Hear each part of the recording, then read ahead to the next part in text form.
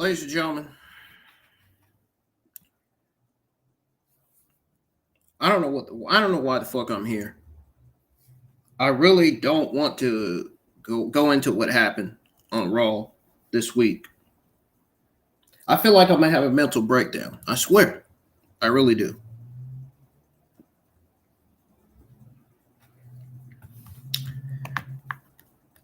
I'm gonna make something clear with you guys. And this is to everybody that voted on the voting poll. That voted fantastic on the voting poll on how Monday Night Raw did this Monday night. Let me make something clear. Monday Night Raw this week was not a good show. Monday Night Raw was not as good as everybody that voted that voted fantastic on the poll. Everybody that voted fantastic on the poll. Monday Night Raw was not as good as you think. By any means necessary. Monday Night Raw was not as good as you think. This is to everybody that voted fantastic on the poll. On the voting poll that I posted this week. We got one of the worst segments of the entire show. And that segment was the Brock Lesnar Omos face-to-face segment. That segment ruined it for me. That is one of the main reasons why I did not enjoy watching Monday Night Raw. That's one of the main reasons why Monday Night Raw. That's one of the main reasons why we got one of the worst Monday Night Raws of all time.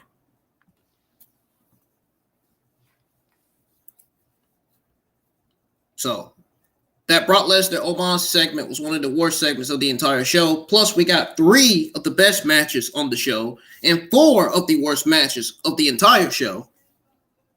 Meanwhile, Meanwhile, I got a whole bunch of WWE and AEW news to go over with you guys after the review.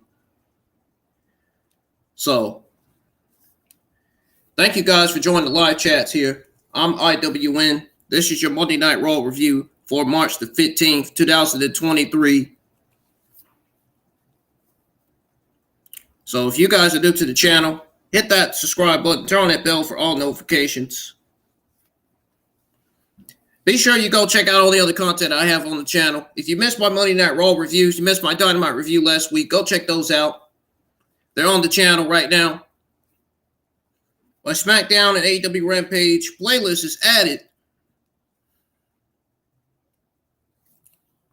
My SmackDown and AEW Rampage playlist is on the homepage. My WWE 2K22 and Xenoverse 2 playlist is on the homepage as well. I feel so mentally drained. I can't even fucking think. I can't even get the words out of my mouth. I can't even talk. My head is just fumed with rage. I cannot believe how badly they produced this show. I am very disappointed in WWE this week. I am very disappointed in WWE this week, man. This show sucks. This show was a complete failure. And yet, everybody in the community, oh, the show was not that bad. The show was fantastic. Give me a fucking break. This show was full of garbage, man. If you watch this show, you would know. Clearly, people that watch the show don't know. Meanwhile, others want to assume that everything on the show, no. Everything on the show did not deliver, man. This show was not as good as you think. 3 of the best matches of the entire show on Monday Night Raw was Johnny Gargano and Dexter Lumis versus the Judgment Day. Cody Rhodes versus LA Knight, and Solo Sikoa versus Kevin Owens. Easily 3 of the best things of the entire fucking show. No complaints.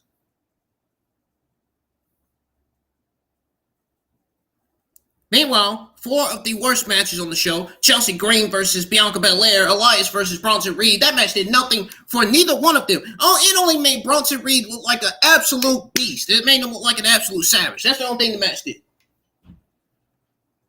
That's the only thing the match did.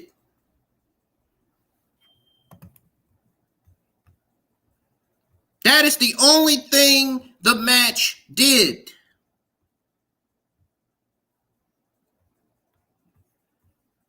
Austin Theory versus Angelo Dawkins, waste of time. Waste of time, man. Absolute waste of time. And I'm going to say exactly what I said on my community page earlier.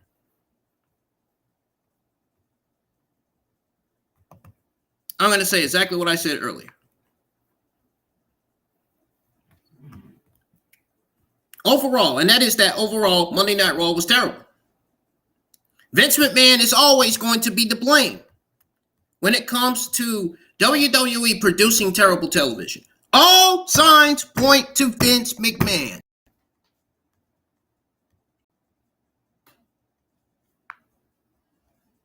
All signs point to Vince McMahon. I don't care what anybody has to say. I don't care what anybody in this chat negative has to say at this point. Another reason why all signs point to Vince McMahon, there was a false report that came out that Bray Wyatt is out due to physical issues. No! Do you want somebody like me to believe that? I don't believe this fucking news report for a solitary second. This news report is absolutely false.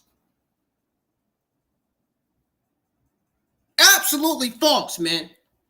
This false news report has Fightful and Vince McMahon written all over it.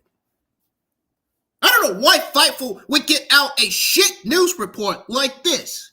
You really think anybody's going to take this news for granted? fucking serious?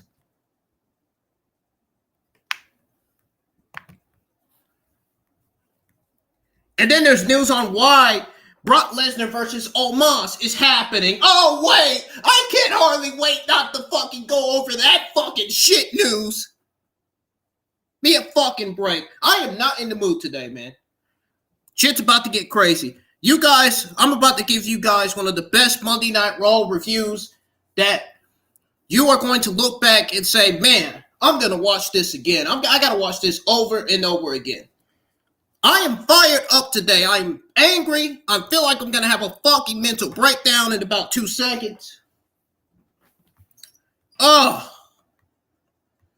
We're going to go over everything that went down on Monday Night Raw, and then we're going to go over your AEW Wednesday afternoon news. I don't even think I'm going to have time to schedule my AEW Dynamite review, man. I done had to deal with a lot of stuff today. A lot. I couldn't even come to work today. My job needed me to come to work tonight. I can't. I couldn't. But I told them, I said, you know, I can come in Saturday night. My job needs another cook for Saturday night. So I told them, I said, I can come in Saturday night. It's enough I worked yesterday and Monday. You know what I'm saying? I got to come to work tomorrow. I need Friday off for a lot of reasons. Number one, I got to get my hair cut. Number two, I'm going to be watching Friday Night SmackDown tonight. And I don't think I'm watching Rampage because there's some bad news on Rampage, and I'm not happy about it whatsoever.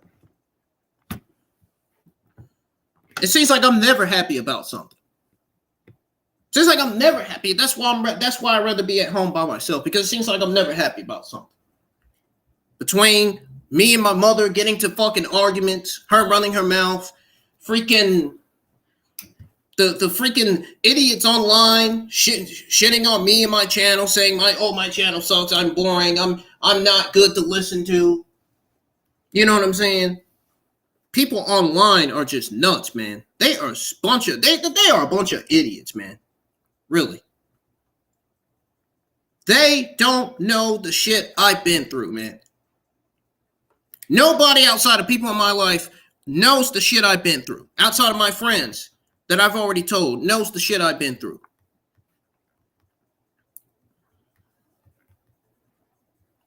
But anyways, guys, hit that subscribe button if you do. Turn on that bell for all notifications. We are still on the road to 700. We currently have 608 subscribers. All we need is 2 more subscribers. We'll have 610. We'll have 610. All we need is 2 more. So if you guys can hit that subscribe button, hit the thumbs up, I would really appreciate it. You are about to be given one of the best Monday Night Raw reviews on this channel this week. I'm telling you, I'm going to deliver so well that you guys are going to be so impressed. I promise you. I promise you. And I'm going to say exactly what I said in the community page earlier. And I'm not joking. I'm not joking. You're going to hear it in the end of this review. I'm telling you right now. I'm not fucking playing. This show sucked. I'm going to give it to you like no other. I'm going to tell you what I mean. If a show sucks bad, there's no reason why I should be live with a review. But since you guys voted yes on the voting poll, since you wanted me to see a Monday Night Raw review, here it is. Here it is. I'm here. So we're going to go ahead and get started.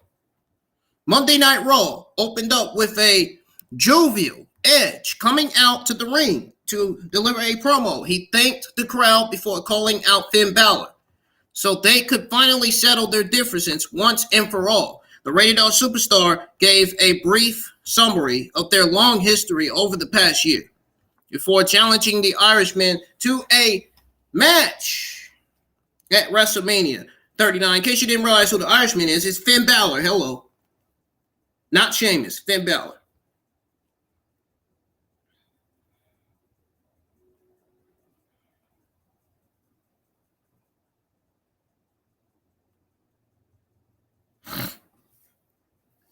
Now my freaking nose is snuffing. Great. Great. Great. Balor accepted before this turned into a brawl that was joined by Johnny Gargano and Dexter Lumis. They returned from break to see Damian Priest and Dominik Mysterio taking on Lumis and Gargano. Johnny Wrestling was unloading, should I say, on Mysterio in the corner. But the ex-con was able to tag in the big man of the Judgment Day after being out-wrestled for a few moments. Gargano tagged in Lumis so he could trade some holds and takedowns with the Archer of Infamy for a match that began as a big brawl. It was surprisingly tammy in terms of bell-to-bell action. We didn't see a ton of cheating or double team moves. They kept it pretty basic at first. The shenanigans outside the ring came during the second half when Rhea Ripley decided to interject herself. The longer this match went, the more chaotic it became. This was one of the 3 best matches of the entire show. I might repeat it again. Who knows?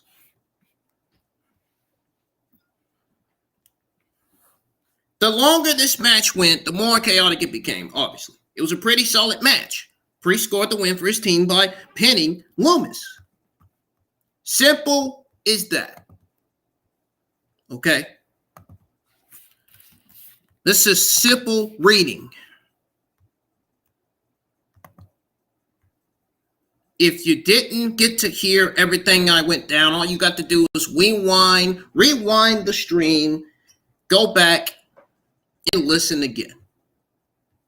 Because the review will be on the channel, okay, for you guys to listen to. For everybody else that's going to miss this review. I'm starting off hot, believe it or not. I'm doing great. And I'm going to keep doing great at what I do. No matter what support I get. Now, so after this, broadcast team at ringside officially announced Edge versus Finn Balor in a Hell in a match.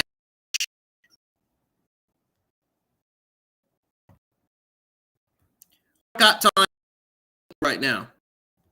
I'm in the middle of you. I got time on. You need to be listening because you don't need to be chatting. You need to be listening. They spoke ringside versus Finn Balor in a Hell in a Cell match for WrestleMania. Footage aired from early trying to interview The Miz when he arrived at the building.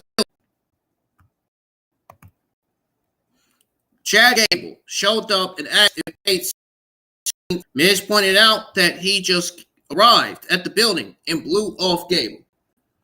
Kelly asked Miz if he would consider having a co-host. Miz laughed at the idea and asked her to name one star. Big Miz and his Miz TV shit. Nobody's at this point. Nobody's interested. Nobody cares.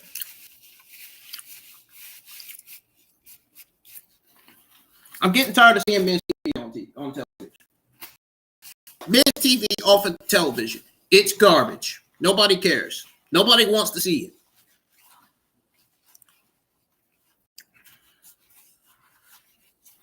This was not a good segment, by the way. This interview was fucking god-awful. I didn't like it.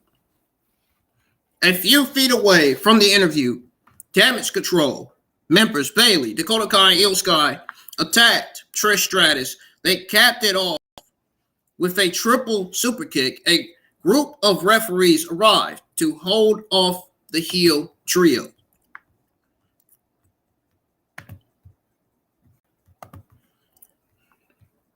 Omos and MVP made their entrance for the face-to-face segment with Brock Lesnar.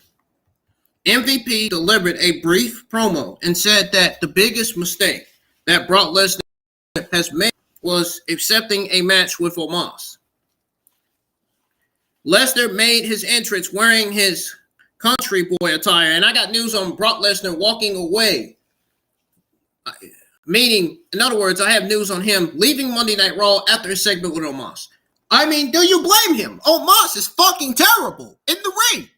Do you blame Brock Lesnar for leaving, for wanting to leave after Omos? Even Brock Lesnar knows how bad Omos is in the ring. Even Lesnar knows how bad Omos's gimmick is. Even Lesnar knows how bad Omos's promos are on TV. Goddamn break.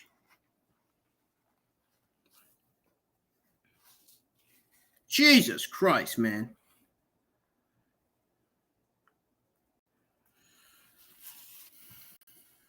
Lesnar delivered a brief promo. Said the biggest mistake that Brock Lesnar has made is accepting a match with Omos. Lesnar made his entrance wearing his country boy attire. Lesnar entered the ring and was all smiles as he sliced up Omos. There was a holy shit chant that was consured. Why? Why? He asked. No. Yeah. Why? He asked. Lesnar approached Omos and looked him up and down. Omos held up his fist and moved it toward Lesnar's face, as if he thinks Lesnar is a fucking little child. Clearly, Lesnar is not a little child. Lesnar is a fucking veteran, for fuck's sake. Lesnar took a step back and nodded. Omos lowered his hand and extended it for a handshake while a Suplex City chant broke out. Lesnar shook Omos's hand and smiled. Omos didn't let Lesnar's hand go. Lesnar stomped the foot of Omos, who then cleared him from the ring by sending him over the top rope. Omos could barely send Lesnar over the top rope. Did you see how Omos tried to get Lesnar over the top rope? He can barely clothesline Omos out the ring. That's how fucking terrible Omos is in the ring. He could barely get Omos out the fucking, or he could barely get, I keep saying Omos. He could barely get Lesnar out the fucking ring. He could barely get Lesnar out the fucking ring. That is how bad Omos is on TV. Omos is a complete disaster for television. Get him off of TV. Period. Absolutely horrendous is Omos. Producers ran out. Lesnar nodded, smiled, and backed away despite Omos at him to return to the ring. The broadcast team suggests that Lesnar was hesitant and fearful of Omos. The Lesnar versus Omos match does not mean jack fucking shit on paper for me, and neither is the IWC community. Nobody, this match means nothing for nobody. Nobody at all. If you think this match means something for you, you gotta be a complete fucking idiot, number one, and number two, you gotta be a fucking, either a fucking retard or just, either you're a retard or you got screws in your head. You might as well check yourself in the mirror, man. This match is going to be a complete disaster for WrestleMania 39, and I wouldn't be surprised if the viewership for WrestleMania 39 goes down because of this match.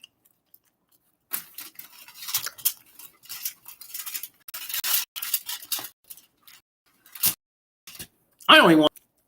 I really don't.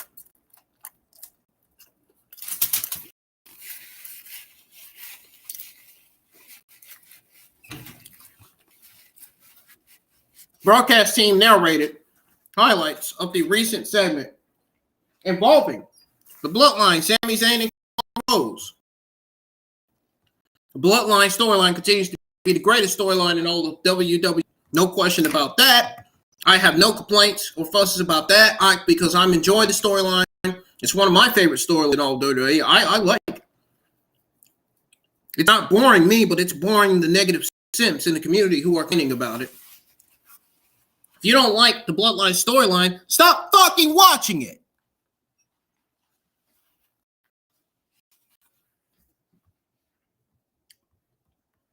If you don't like the Bloodline storyline on TV, stop watching it. Turn the channel to something else. Because I'm enjoying it.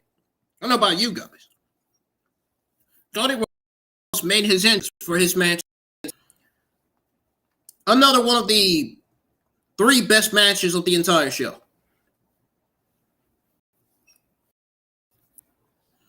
There was a brief comment early in the match. Knight called Rhodes on the top rope. But before that, Cody Rhodes made his entrance for his match with LA Knight. The broadcast team hyped Cody challenging Roman Reigns for the undisputed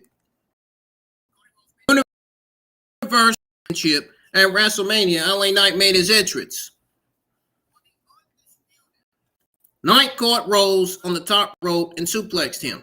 The broadcast team played up Rhodes being in trouble. Knight remained in offensive control coming out of the break. Rhodes eventually battled back, hit a Cody cutter, and got the win after executing Crossroads.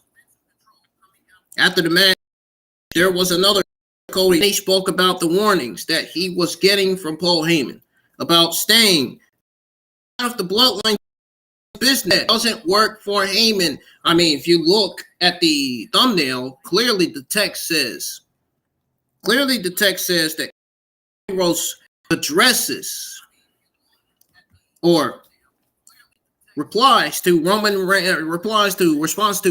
warning that he was getting from Paul Heyman, saying out of the Bloodline's business, staying out of the Bloodline's business, or whatever, man. If he wants to fight alongside Sami or Kevin Owens, then he can do that.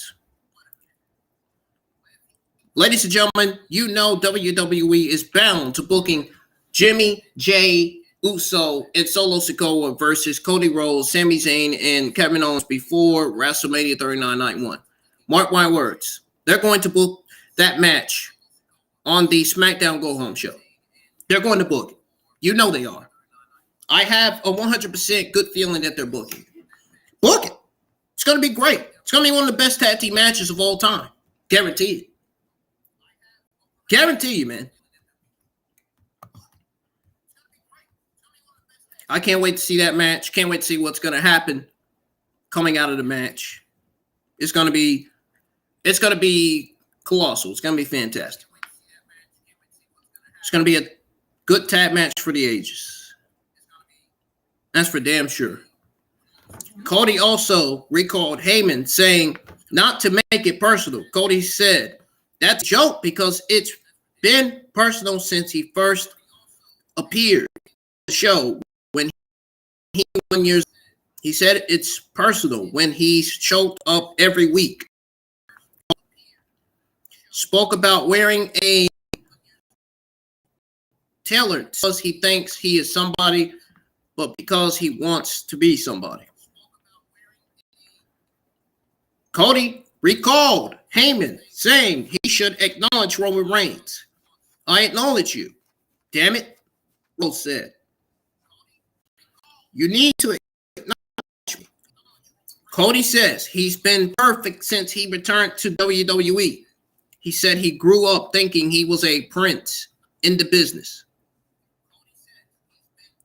But he has no crown. Cody says he's waited his whole life. And on April the 2nd, he will pin Reigns and become the first member of his family to become the undisputed champion. Cody's music played. He knelt down and kissed the mat. And then went to the ring and shook hands with a lot of younger fans in the crowd.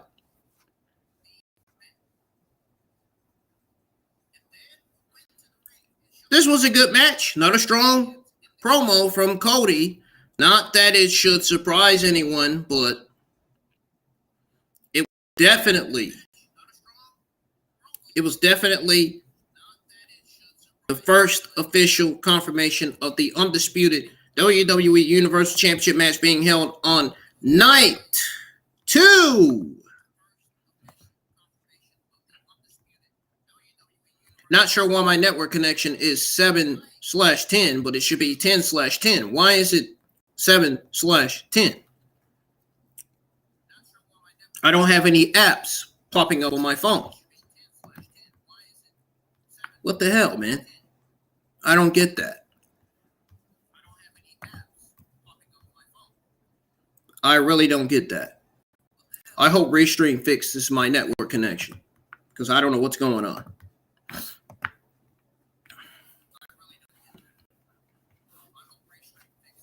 Seth Rollins was interviewed by Byron Saxton on the backstage ring set.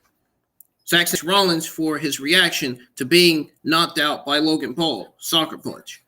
Rollins said Paul was acting like he won the lottery, and that's because he landed the shot of a lifetime. I don't give a fuck if my audio is skipping. I'm gonna go as fast as I can because I need to.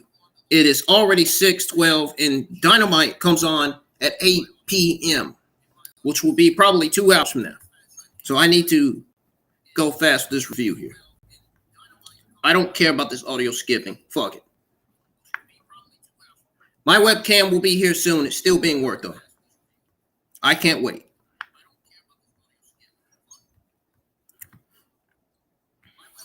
Rollins said, as long as you guys hear me, I'm fine. But Rollins said Paul was acting like he won the lottery, and that's because he landed the shot of a lifetime.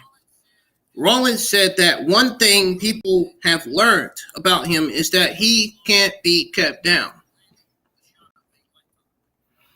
The Miz showed up, said Rollins was just upset because Paul knocked him out with a single punch.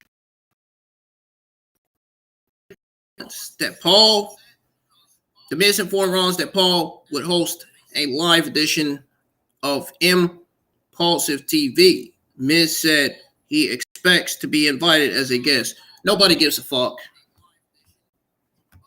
Really, nobody gives a fuck. The Miz should not be involved in this Logan Paul, Seth Rollins storyline at this point, as far as I can see. And Logan Paul should not even be on the WrestleMania card. Why is he still on the card? Why does WWE have yet to get him off the card? I don't understand. What part does Logan Paul's promos, gimmicks are fucking terrible? Do you not understand? He has no fucking experience in the ring. He's not even a wrestler. So why is he there? It's almost like WWE just wants the Logan Paul haters like me to push the issue. Like, really, get him off of TV. That simple. Another person with a terrible fucking gimmick is Baron Corbin. Baron Corbin showed up and said that his schedule just cleared up. He's able to be a guest. Miz said Paul's all but Corbin made a pitch to co-host WrestleMania with Miz, who passed. Corbin made a pitch to Rollins, who wasn't interested. Corbin got upset, told Rollins that he's lucky they weren't fighting because he would knock out Rollins faster than Paul did. Rollins assumed that was a challenge and said he'd see Corbin in the ring. Patrick hyped Elias versus Bronson Reed for after the break. The WrestleMania video aired. We're 19 days away. A portion of Elias' interest was shown. Rick Boogs was with him, taking notes. Bronson Reed's entrance followed. By the way, this is one of the four worst matches of the entire show. I don't care what anybody says. Bronson Reed is being booked like fucking garbage, and I don't like it. Bronson Reed should be at the top of the fucking card. He should be at the top of the men's division, and it doesn't even feel nowhere near like he's there. It doesn't feel nowhere like he's there in that division. It doesn't feel nowhere near the fact that Bronson Reed is at the top of the division. He should be. And it doesn't feel like he is. It just doesn't feel like that. It feels like he's being booked like dog shit.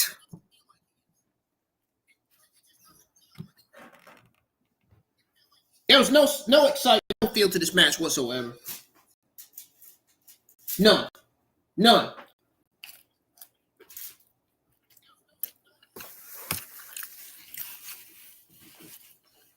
Reed dominated Elias to start. Elias caught Reed with a high knee. Reed came right back with a power slam. Reed followed up with his two tsunami splash and scored the pin. That was it. Waste, just like that. Waste of time. Why are you booking waste of time matches on the show? Why? It's almost like WWE creatively lazy booked this match, man. Like, really? Give me a break.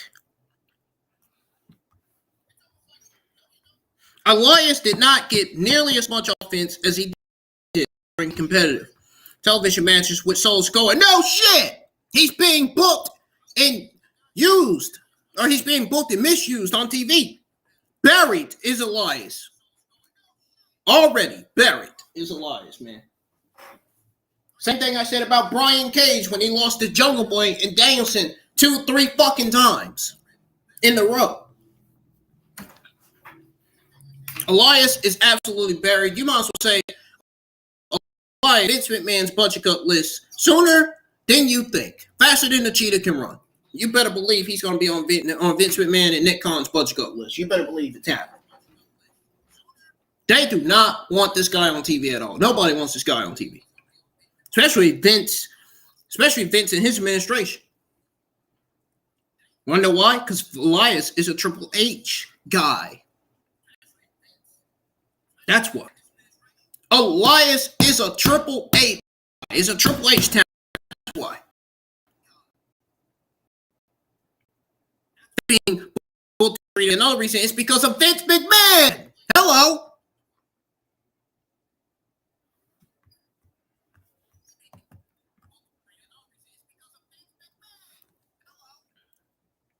The match between Bronson Reed and Elias did absolutely nothing for neither men, besides making Bronson Reed look like a beast. It's also making him look boring, which is not good. Not good.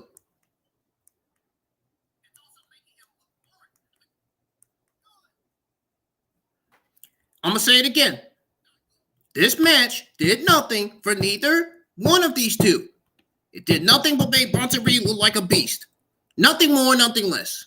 It also made him look boring on TV. Not good. Not good.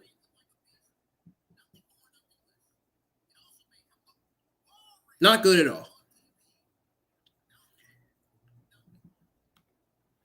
Bronson Reed claims that he took time off to reflect. No, meanwhile, no. That wasn't why. That's not the real story. That's not the real story. Bronson Reed got let go because he was overweighted. He was considered fat to Vince McMahon and Bruce Pritchard. Vince McMahon, that explains why Bray Wyatt's off of TV. He doesn't like to watch, Vince McMahon doesn't like to watch overweighted wrestlers wrestle on TV. He doesn't consider them as athletes. He's considered them fat. He considers them as fat athletes. That's not right. That's not right, man. That is mean as fuck. Very mean.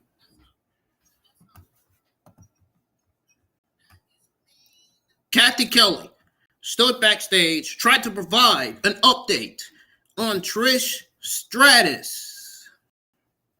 You heard it, folks. WWE Hall of Famer, legend, Trish Stratus. Chad Gable showed up. Gable had missed signs for Otis. He had missing signs for Otis, asked if she'd seen him. Gable headed off to search for Otis. This is nowhere for Otis right now. I don't like this. They're just burying Otis at this point and wasting him on TV. I wouldn't be surprised, given that Vince is there.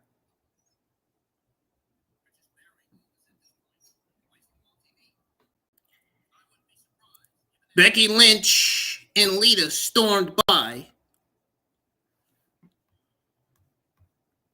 The broadcast team hyped a recap of last week's John Cena and Austin Theory segment. And as SmackDown aired, Kevin Owens, another interview. Kevin Owens was interviewed backstage by Kathy Kelly,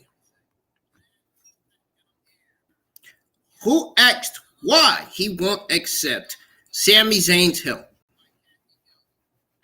Owens said he needed help for a long time and he didn't get it. I hope somebody fixes my audio, man. I hope Ringstream fixes my audio. I don't know what the fuck's going on. Sami is the one seeking his help. Owens said that he wishes Zayn the best, but he doesn't want any part of it. Owens recalled telling Rhodes that if he wants to help Zayn, that's his problem. Owens said he wanted to fight alone, including when he fought solo Sikoa later in the show. Owens assumed that Sikoa wouldn't be alone and said he's fine with that. A video package recapped the John Cena Austin Theory segment from last week's Raw. Footage aired from earlier in the day of.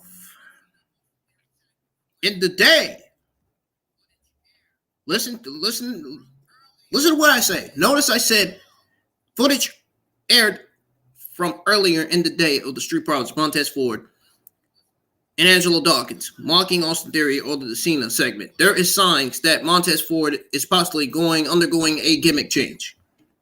After what I saw, Theory said he hoped the Profits continue to be good at what they were doing because they would probably be unemployed in a couple of months. Oh, really? They'd be employed in a couple of months. Oh, really? I'm going to believe that this was K5. That was a joke.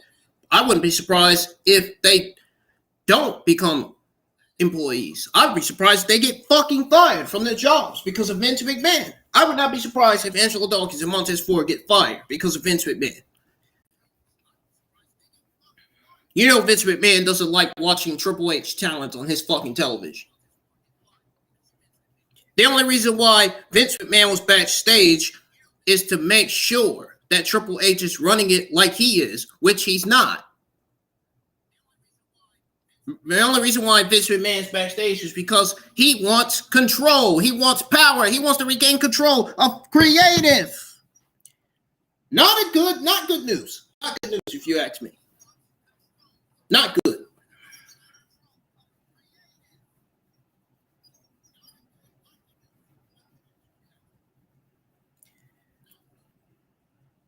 Theory said he hoped the Profits continue to be good at what they were doing because they would probably be unemployed in a couple of months. Theory said he always gets what he wants, and his match with Cena will be the biggest match at WrestleMania. Theory claimed to be the most important thing in WWE. Theory wondered who was the toughest member of the Street Profits. Theory settled on Dawkins, then told Ford that he's just a big bag of jokes. Theory said when Ford is handed an opportunity, he falls flat on his face. Theory said he wished he could relate, but when he gets an opportunity, he goes straight to the top. Theory spoke about the smoke that the Profits mentioned and said Ford just chokes. Dawkins stepped up and challenged Theory to a match. Theory asked the Profits what they are doing at WrestleMania. Right, nothing. Theory said before laughing and walking away, U.S. champion Austin Theory made his entrance for his match against Dawkins.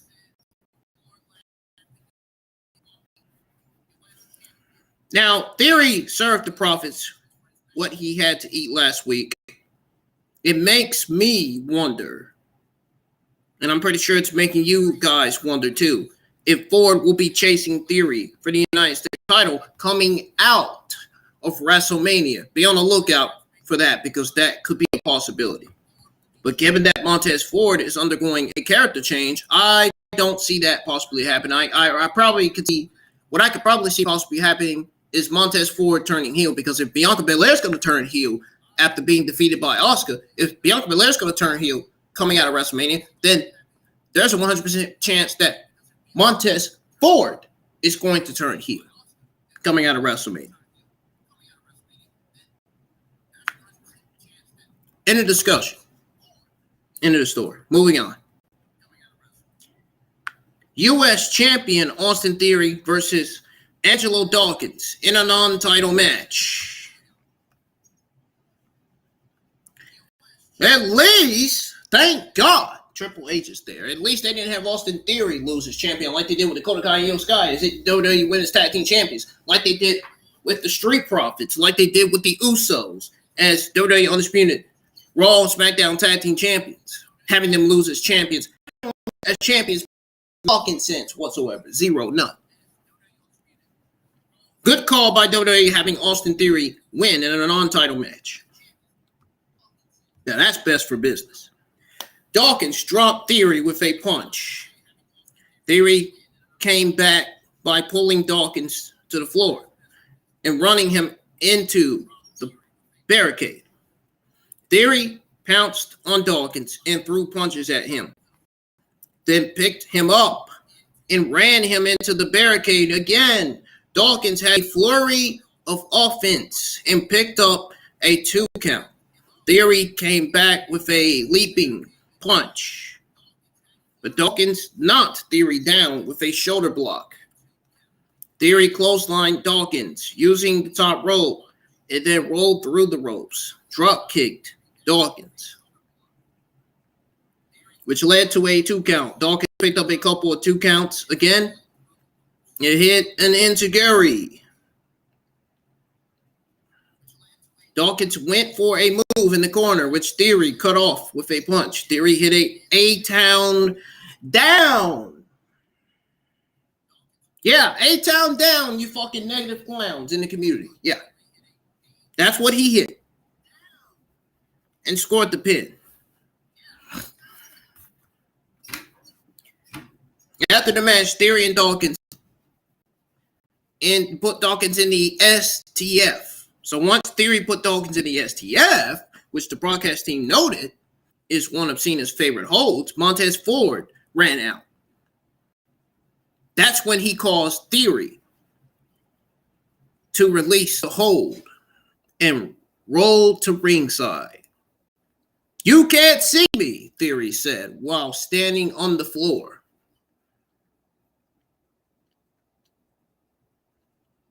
This match was a waste of time. Even though Theory did regain some momentum after being destroyed by Cena last week. Now, the question is, where's Theory going to stand out of WrestleMania? And whether last week's segment will somehow lead to him being in a better place or not. We'll have to see. We'll have to see after WrestleMania ends. We'll have to see after WrestleMania's night 1 and 2.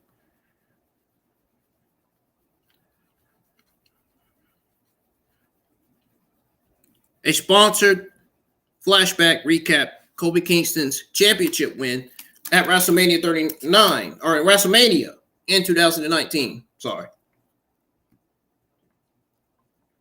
Get my stuff mixed up. Paul Heyman was interviewed by Kathy Kelly. Heyman stormed onto the set and said the Bloodline has a problem in Kevin Owens.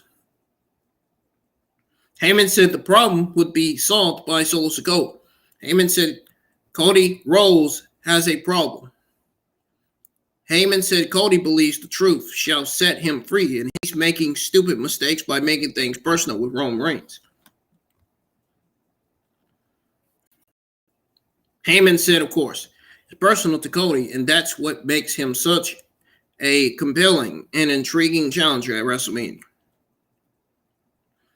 but he called him a schmug for mockingly acknowledging Roman Reigns.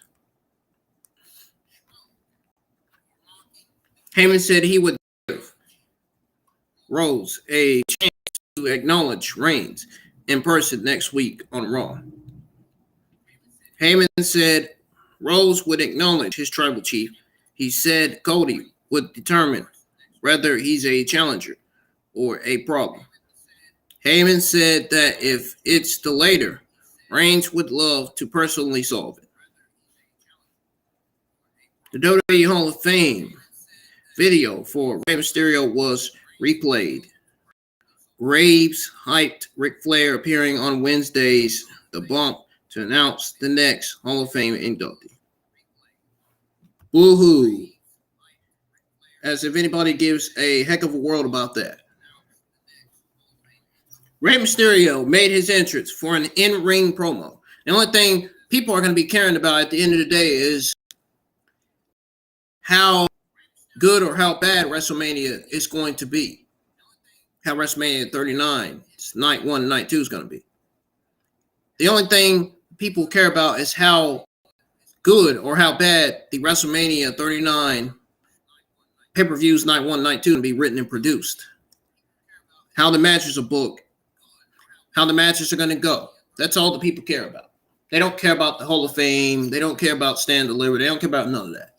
They only care about WrestleMania 39's night 1, night 2. That's what the community cares about at this point.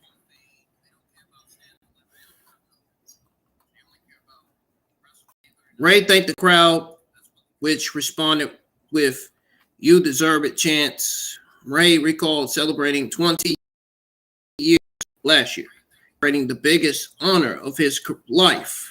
I was going to say career. He said it's not just his award.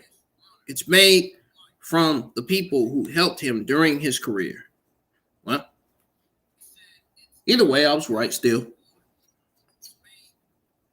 I know what I said. And you guys know what I said because you're watching and listening. Now, Ray said it's not just his award. It's made from the people who helped him during his career. It made from the fans connecting with him throughout his years in the business. Ray said the award is for all of us. A theme interrupted Ray.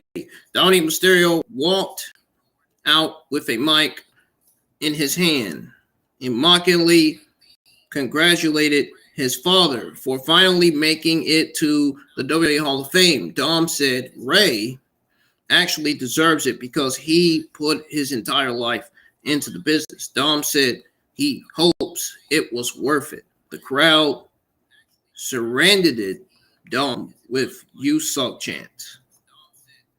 Dom entered the ring while saying that Ray earned the honor at his expense. Dom said Ray chose all of the stranger fans rather than being there for his own children.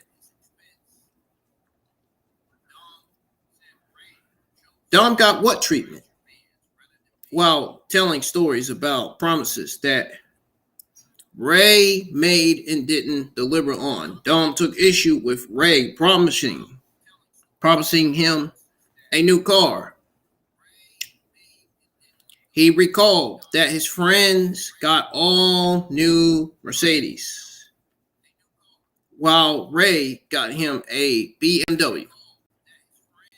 And it wasn't even an M series. Dom complained also. Dom called Ray a sad excuse for a father, then took it back and called him a sad excuse of a man.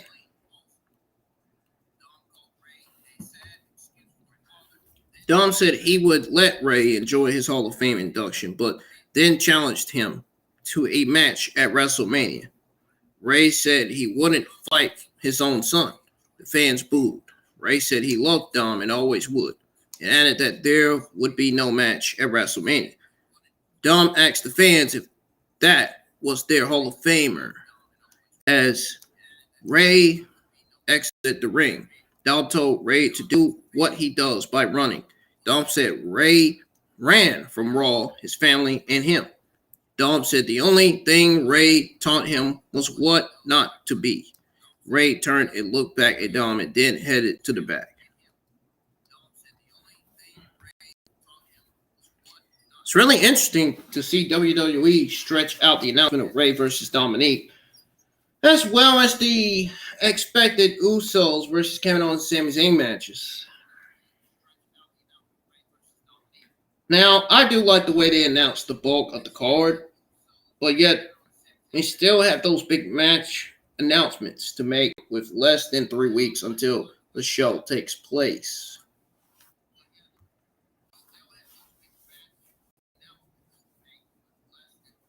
Kathy Kelly stood outside the trainer's room seeking an update on Trish Stratus. Stratus, Becky Lynch, and Lita emerged from the room. They all agreed that Damage Control should have finished the job. Trish said she's been hit harder, and all they accomplished was pissing her off. The Miz made his entrance in a suit. Would sit in on commentary for the next match. A WrestleMania Goes Hollywood video featured Rhea Ripley, who did a Stranger Things spoof. Patrick hyped WWE Backlash in Puerto Rico with Bad Bunny as the guest host. Baron Corbin was in the ring, and his terrible entrance theme was playing while he shadowboxed. Seth Rollins made his entrance. We got Seth Rollins versus Baron Corbin. The Miz was on commentary. Rollins played to the crowd once he entered the ring and was attacked from behind. Once Rollins recovered, the referee called for the bell to start the match. Rollins clotheslined Corbin over the top rope and did his suicide dive, while the crowd chanted his entrance theme. Rollins jawed at Miz, who said Seth's entrance theme was the most annoying song he's heard in his entire life. Rollins threw Corbin onto Miz a short time later. Miz went after Rollins, who caught him with a kick as he entered the ring. Rollins launched himself off of Miz's back and then put Corbin away with a stomp that led to the 3 count.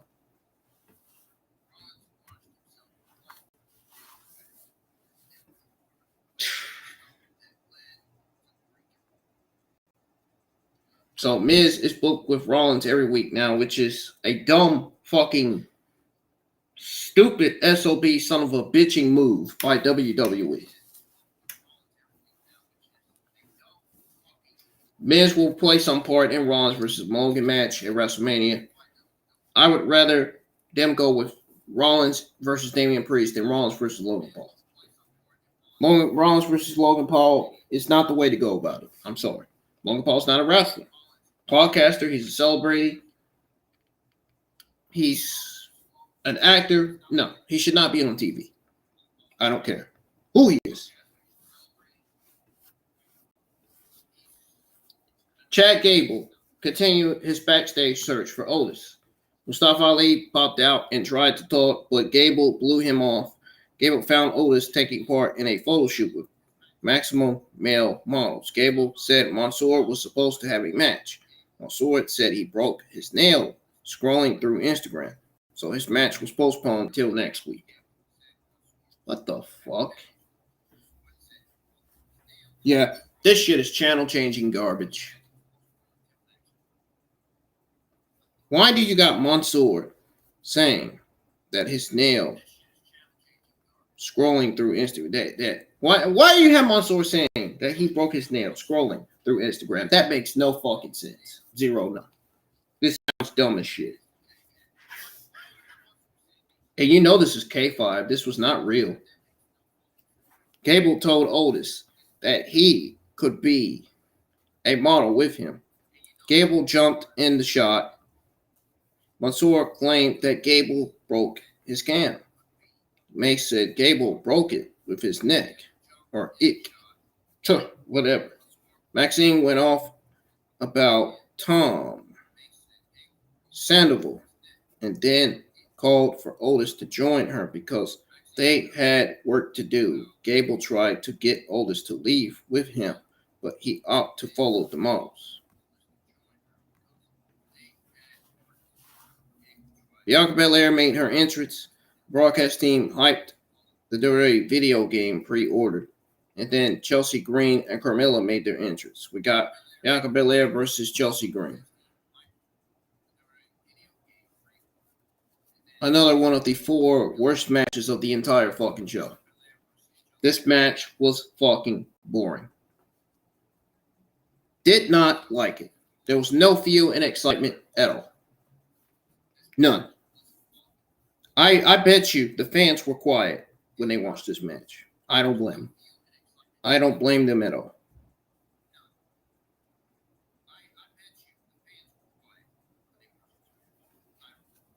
This was Grace asked how good Carmella looked while watching Green's back. He said that's all he's allowed to say about how hot his wife looks, or else Twitter will get mad at him again. Belair put nonsense, just the nonsense of what Corey Graves said. Belair put Green down with a backbreaker and performed a standing moonsault that led to a 2 count. Green dripped up Belair on the apron. Carmella took a cheap shot while the referee was forced on Green. Belair was covered by Green for a 2 count. Belair took offensive control and drop kicked Green.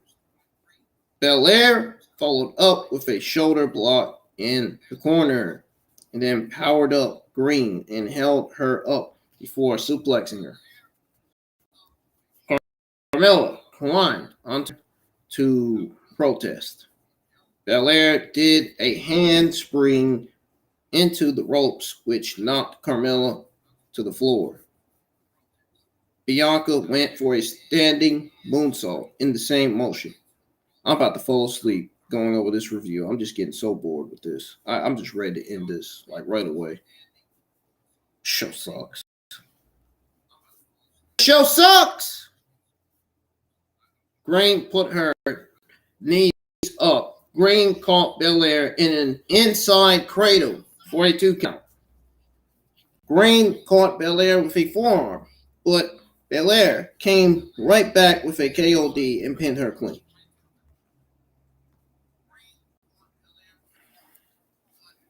Carmella entered the ring after the match, ended up working over Belair. Asuka ran out in street clothes, joined Belair in taking back and forth shots at Green. Asuka picked up the women's title and held it out for Belair. This is a sign that they are going to turn Asuka babyface after WrestleMania. This is a sign that they're turning Asuka babyface coming out of WrestleMania and turning Bianca Belair heel coming out of WrestleMania.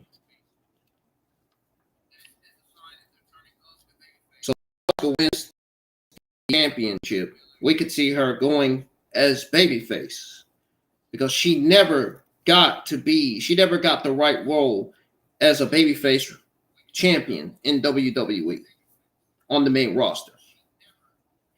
In NXT she did, but on the main roster she didn't. This would be great. Asuka will get to have her babyface run as Rollins champion the right way, as women's champion the right way, man, the right way. Now that Triple H is there, and Vince there, you can guarantee her run will be a complete disaster. And it's probably going to be.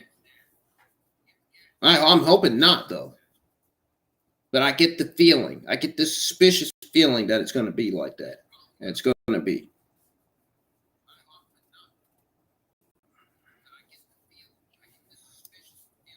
I just get this bad feeling that's going to happen. I got this feeling that Asuka's going to turn babyface, Rollins champion. Bianca Belair is going to turn heel coming out of WrestleMania. It's that simple. If Bianca Belair is turning heel, I said it earlier, I'm going to say it again.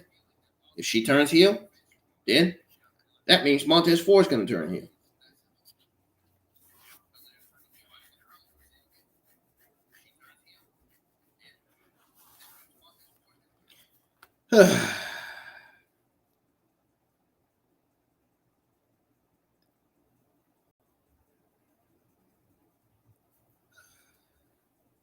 The idea is looking like it's going to be ambiguous with Asuka now, so that it picks a punch when she cheats to win the title at WrestleMania. It's probably too late. It's probably too late to do much development going into WrestleMania. Now, there should probably be a plan in place to do it coming out of the show. Maybe. We'll see. Broadcast team hyped Lesnar versus Omos for WrestleMania. You can hype that match all you want to. Nobody's watching it. It's channel-changing television garbage. Solo Sikoa made his entrance for the main event. Graves hyped Roman Reigns appearing on Raw next week in St. Louis. A merch ad for Steve Austin gear on 3/16 day. The following matches segments were announced for next week's Raw. Logan Paul hosts the Impulsive Talk Show. As if anybody's going to give a single dying shit about that. Come on, give me a break. Channel changing garbage. It's the Paul Impulsive Talk Show. Austin Theory versus Montez Ford in a non-title match. Bianca Belair and Asuka versus Chelsea Green and Carmella. Jesus Christ. This show is going to be yet terrible yet again. Just based on what I just told you guys. Roman Reigns appears. The only best thing on this show is going to be Roman Reigns and Kevin Owens. Or Roman Reigns in the bloodline. Kevin Owens made his entrance dressed in jeans and a t-shirt. So we got the street fight match. It was 3 of the last matches. This was the last 3 of the best matches of the entire show.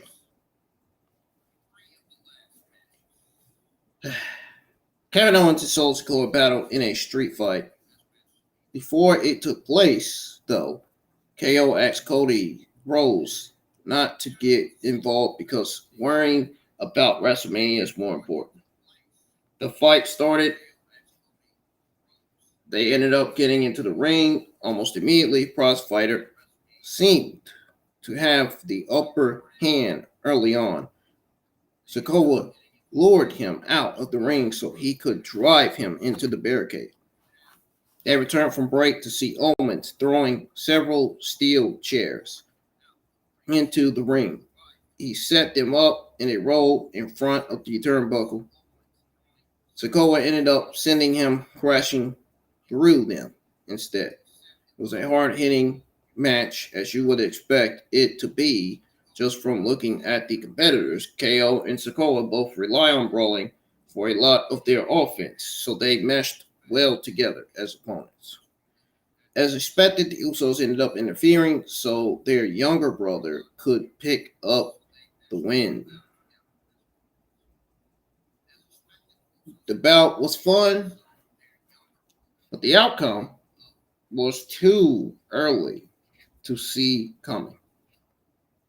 The more shocking result would have been Sikoa winning clean.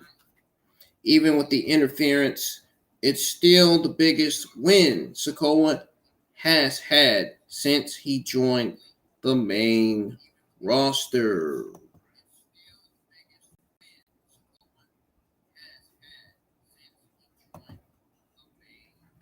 All right, listen up. As far as this week's episode of Monday Night Raw goes, to those of you that voted fantastic and very good on the voting poll that I posted on my community page yesterday morning, you're going to be doubting yourselves. I'm telling you, you're going to be doubting yourselves. You're going to be doubting your votes after I tell you guys my opinion about this show. I'm telling you right now. Now, listen up. Out of the 3 best matches of the entire show, which were the Judgment Day versus Johnny Gargano and Dexter Lumis, Cody Rhodes versus LA Knight, and Kevin Owens versus Sikoa. Overall, Monday Night Raw was absolutely horrendous, absolutely terrible. One of the worst Monday Night Raws of 2023. Vince McMahon is always going to be to blame. All signs point to Vince McMahon. After all, Brock Lesnar versus Omos, Bobby Lashley versus Wyatt, which Bobby Lashley versus Wyatt is probably going to be scrapped going into WrestleMania. Good. Nobody wants to see it. The match is going to be fucking terrible. Now the only match that's not going to deliver is Omos versus Lesnar. Becky Lynch and Lita winning the WWE Women's Tag Team Championships and John Cena versus Austin Theory were all Vince McMahon ideas. The show was mid. It felt very lame and uninterested. Elias versus Bronson Reed. Austin Theory versus Dawkins. Seth Rollins versus Baron Corbin. All the segments on the show were not good. They were all complete garbage. Bronson Reed and Elias did absolutely nothing for neither men, besides making Bronson Reed look like a beast. I said it earlier, and here I am repeating it again. It also, again, makes him look boring, which is not, again, good. Theory is great, and the great Angelo needs a little bit more improvement. I don't care what these negative simps in the community has to say. Theory is great in the ring. But again, Dawkins needs a little bit more improvement as singles competitor. If they really want to have Montez Ford turn on Angelo Dawkins. Now, Theory versus Dawkins was ultimately a waste of time, fortunately. Seth Rollins versus Baron Corbin. I will say, these two have had some good matches in the past, but this one in particular was very disappointing. If WWE would have gave this match between these two more upping time, this match would have been a clash for the ages. That wasn't the case. They didn't give this match more TV time, and it ultimately was a complete waste of time, and ultimately was a complete disaster and a complete failure from the word go. Bianca Belair versus Chelsea Green was absolutely uneventful and horrendous garbage. I did not like the match at all. It was a good win for Bianca Belair, don't get me wrong, but it did nothing for her or Chelsea Green in the long run. At the end of the day, Green needs some victories, and this is just going to set her back a bit more once again. That's going to do it for your Monday Night Raw review. If you guys enjoyed it, hit the thumbs up. Subscribe to the channel if you are new. And please, hit the thumbs up on the stream. Please, I would really appreciate it. I'm going to go ahead and take a break so I can eat my pizza because I am fucking hungry as shit. And then we're going to go over all your WWE and AEW Wednesday after the news, and then I got to go. I got to get off and start doing my background. And then we will be live for Dynamite. So I'll be back in 3 minutes. Don't go anywhere, guys. Gonna be putting on some background music for you guys. I'll be right back.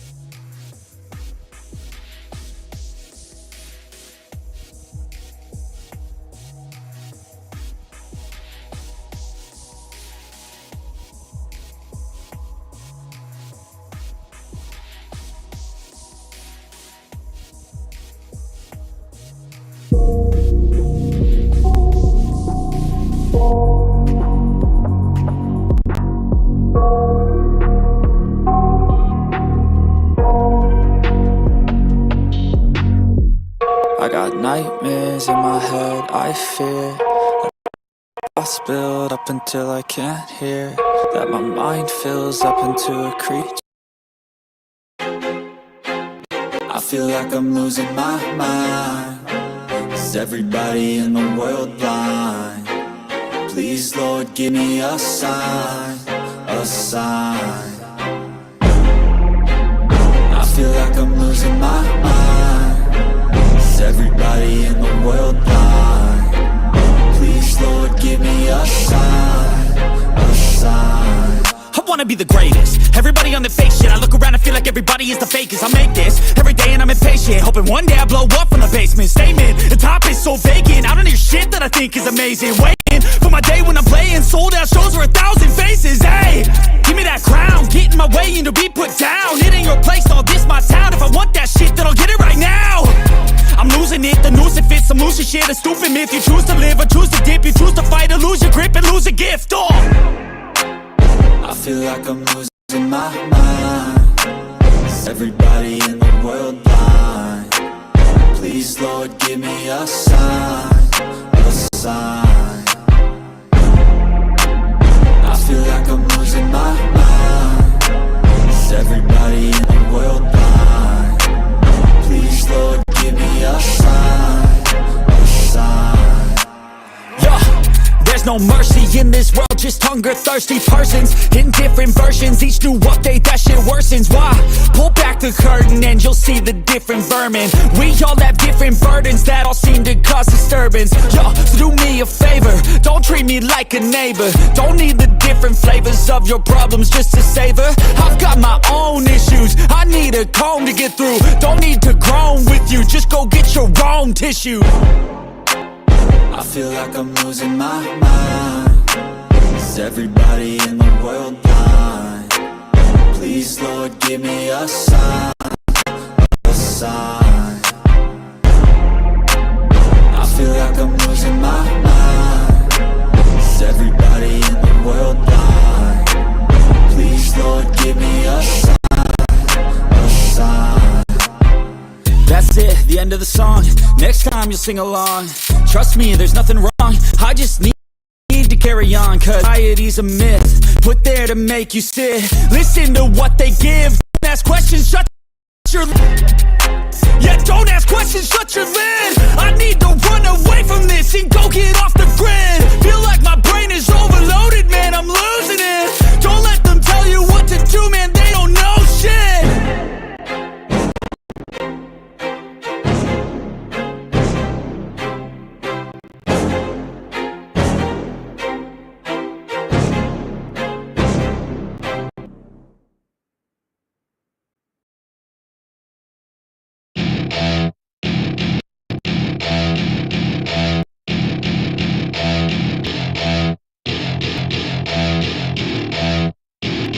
Welcome to my party, we're just getting started. A life is a dream or a nightmare scarring. Hand me a drink cause I think I'm going all in. Get me a shrink who can catch me when I'm falling. Cover up my scars, flip the handlebars. Crashing in my car, wake up in a bar. I'll be a superstar, just on my avatar. This world is so bizarre, empty out the reservoir.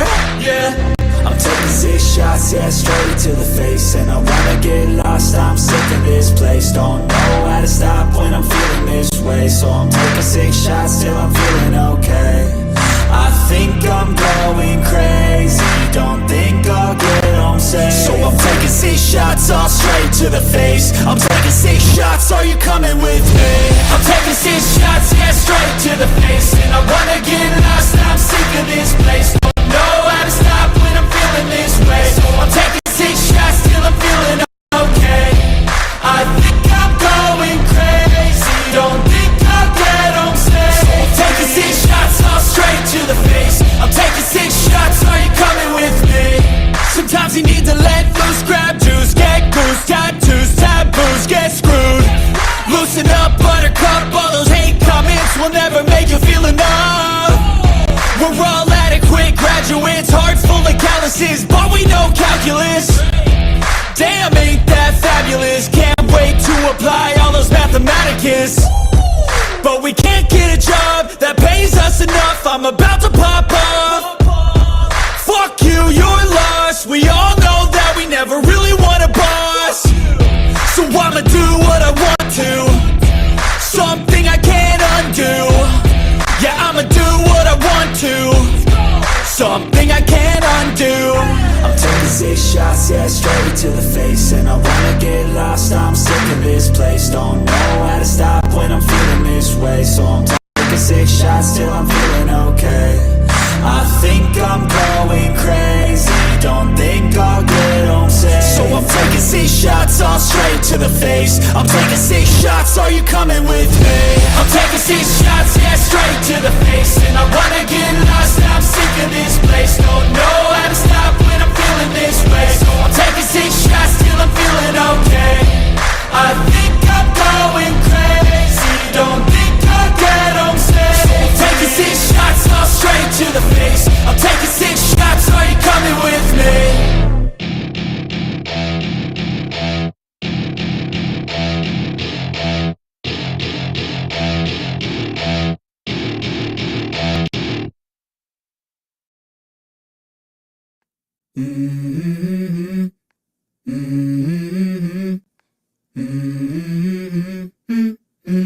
Let's go. I wake up to a little bit of drool on my pillow, feel like it's gonna be a bad day. Yeah, I'm tired of shit, and the coffee ain't hit yet, damn ain't that great. I don't wanna go to work cause my boss is a jerk and I'm not even that paid. I need a change in my life cause I don't feel alive and there's nothing that makes me happy. Hold my beer for a minute, I'm about to quit my job, cash in for a ticket. I'm going on a trip and I don't plan to visit. I'm gonna stay there till I feel like I'm winning, and this is just the beginning. I need a big change, help me feel like living. I need a big swing, home runs I'm hitting. And I'll never look back, moving on till I get it all. And we all got dreams, we all want things. But what you gonna do for it? How you gonna move for it? What you gonna be? And do you believe you can do anything? But what you gonna do for it? How you gonna move for it? What you gonna be?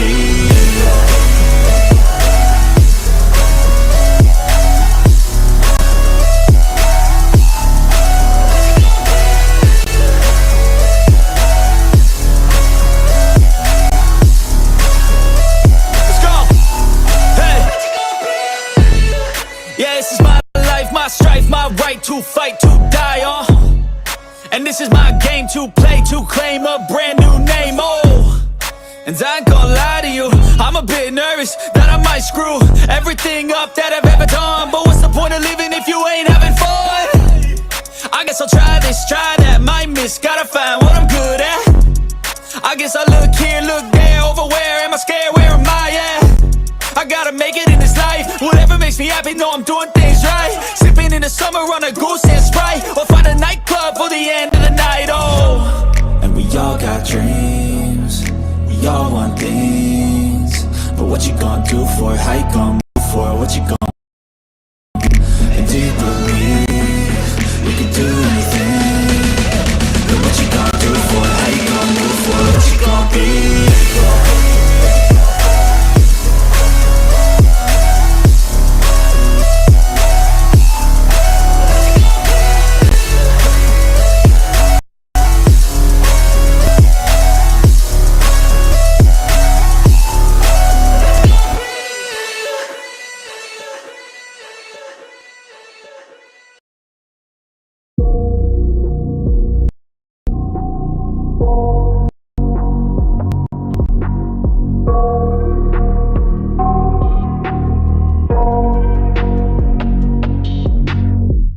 I got nightmares in my head, I fear that the thoughts build up until I can't hear, that my mind fills up into a creature, and it haunts me somewhere much deeper. Anxiety, filling up every space, no privacy, and silently, it could build and build until you finally see, whoa, it's taking over, damn no closure, moving closer, no exposure, I just wanna be a loner.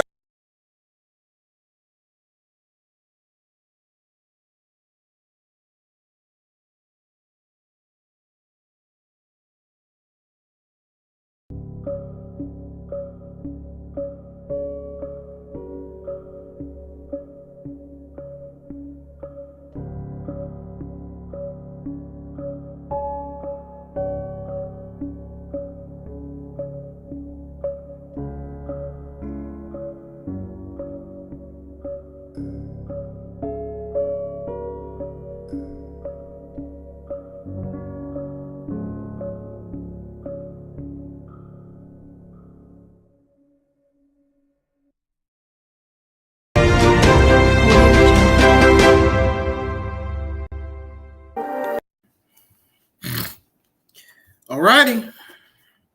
It's time for your WWE AEW Wednesday afternoon news. Here we go. Of course, we're going to start with the WWE Wednesday afternoon news. So, WWE sees exciting in-ring debut during NXT live event.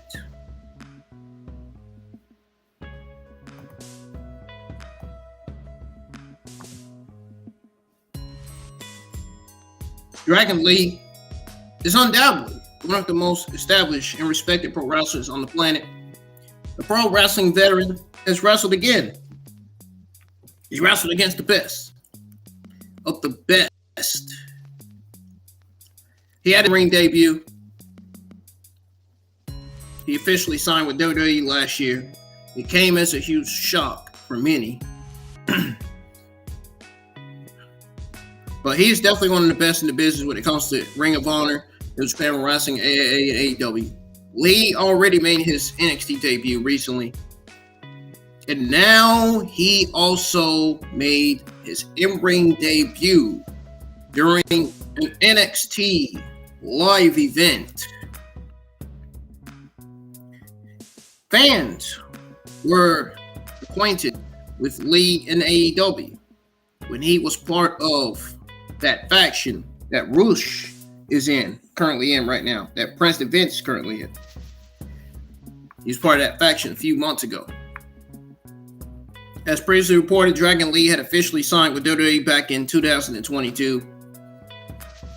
Dragon Lee himself made an announcement after he and Dralistico beat FTR to win the AAA tag team titles at the AAA Noche, the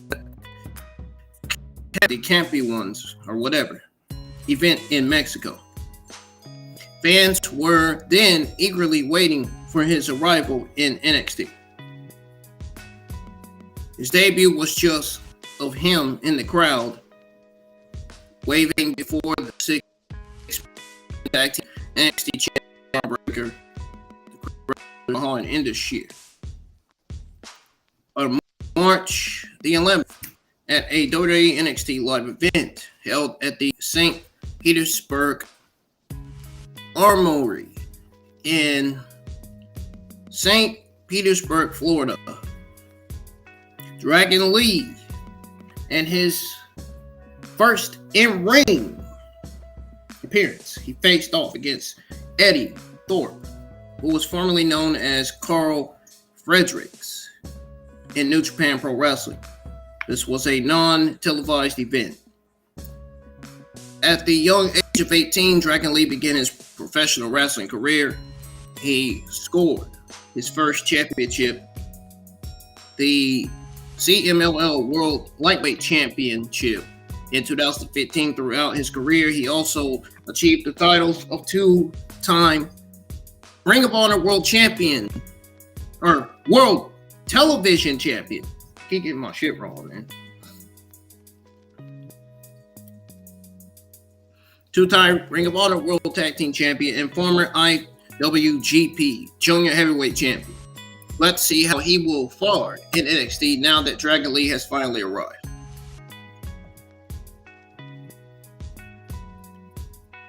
What are y'all's thoughts on Dragon Lee's in-ring debut? Let me know in the live chats, please. Thank you. Now, moving on to your next WWE Wednesday afternoon news. This one's on Brock Lesnar and his current status for possible UFC return. During an interview with The Spun, Dana White was asked about the possibility of a Brock Lesnar versus John Jones fight in UFC. He relayed the idea that Brock Lesnar is done fighting in the octagon. He says here, and I quote, "Brock and I have a great relationship. We all have. But I Lesnar wants to fight anymore. Brock's made a lot of money, came into the UFC, and won the heavyweight title. He's got nothing left to prove. I don't think he'd want to do it." End quote. Although Brock Lesnar did big numbers for the UFC from 2008 to 2011, he made a lot more money in WWE, says Ringside News. He left that UFC career behind him after returning to WWE in 2012. He was a brand new beast incarnate, and although he did return to the Octagon in 2016 for a win over Mark Hunt, he hasn't been back. That being said, the thought was that he could always come back. Overall, Lesnar had a record of 5 wins, 3 losses in the UFC, with wins over top fighters like Randy, Frank Mir, and Sean Carwin.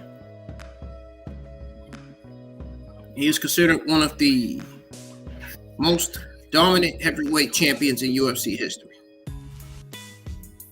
Randy's last name is Culture, in case you guys didn't know. Not Randy Orton, but Randy Culture in UFC. Despite only competing in the sport for a few years.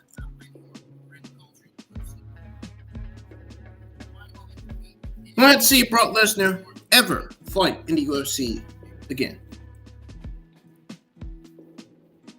Doesn't appear that Dana White is clearly holding his breath for that to happen. What was y'all's take on Brock Lesnar's return to the UFC? Do you guys want to see that happen? Yes or no? Sound off in the live chat.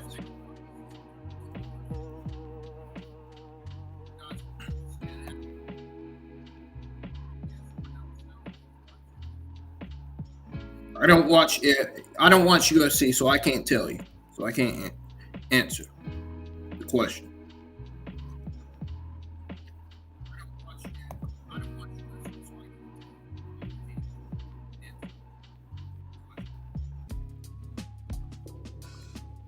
There's some news going around about what's going on with Bad Bunny and Kylie Jenner. That's her name, ain't it? Kylie Jenner. There's some news going on between Kendall Jenner. That's her name. Kendall Jenner and Bad Bunny. So apparently Kendall and Bad Bunny are taking things slow for now and seeing where things go in the future. The source revealed that the two really like each other and are just hanging out and having a great time. They get along very well and have mutual friends, which is a good sign for any relationship. It says here, and I quote from a source that spoke to ET. They're taking things slow for now, seeing where things go in the future. They both really like each other, just hanging out, having a good time. They get along very well, have mutual friends. So the people around them really like them. However, it was also said that Kendall's focus at the moment is on herself, work, family, and friends. After her split from Devin Booker, Kendall is said to be enjoying herself with Bad Bunny, not rushing into anything serious. I wish a female would be enjoying herself with me. Man, Bad Bunny's lucky, man. Lucky guy he is. Seriously. So what do the Kardashians think about this rumored relationship? According to the same individual that spoke to ET, Kendall's family is supportive of the relationship and everyone is happy that she's happy. It's always a good sign when your family approves of your relationship. I don't know if my family would approve a relationship with a female. I don't know if my parents would. I know I would. I would prove my own relationship with my female girlfriend if I had one. God knows I need one. I really do. People claim that I don't need one, but they haven't been in my life enough to know. They haven't been around me all day life. They don't understand the shit I've been through. I need something to get me out of this fucking house. I need a girlfriend or something. I need to move out of this house. I need something to move me out of this house, man. I need to get away from here. I really do. I can't stand being here. I can't stand being here. I can't stand living here.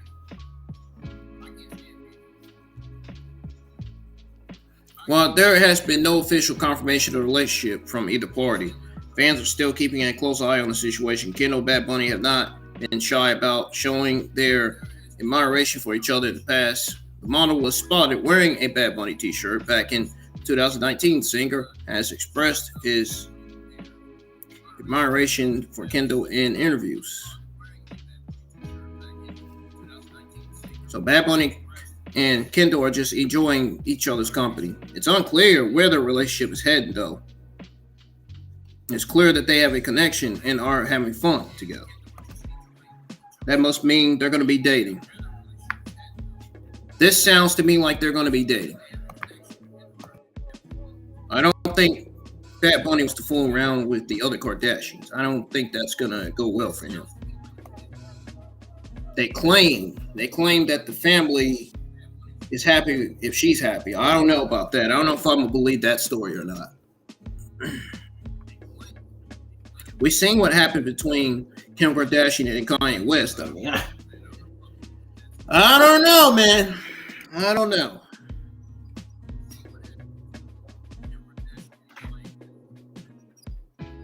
I don't know. Never say never, I guess. WWE Superstar teases getting WrestleMania 39 Night 1 main event. I just hope Bad Bunny surrounds himself with the right people, not with the wrong people. You guys know exactly why I'm saying that. But anyways, moving on, for real. Gunther is set to defend his Intercontinental Championship at WrestleMania 39. However, his opponent is yet to be determined, but that will change next week when Sheamus and Drew McIntyre face each other in a number one contenders match for the Intercontinental Championship. Sheamus is winning, so it should be Sheamus versus Gunther for the Intercontinental Championship. I don't think it should be a triple threat match. When I went back and looked at it, I realized that it should only be Gunther defending against Sheamus. We've already seen Drew McIntyre in a WrestleMania ring at a WrestleMania pay-per-view. We don't need to see him in the WrestleMania pay-per-view again. He's done enough. Following the announcement of the match, Sheamus took to Twitter to declare that the winner would receive an IC title match main event at WrestleMania 39, Day 1.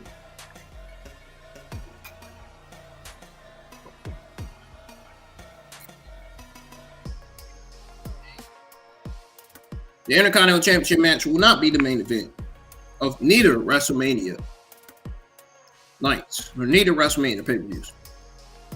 It will not be the main event for Night 1 and Night 2. Night 1 or Night 2. I feel tired. I feel mentally drained. My head is not feeling right. WWE SmackDown returning to Madison Square Garden for a SmackDown television event.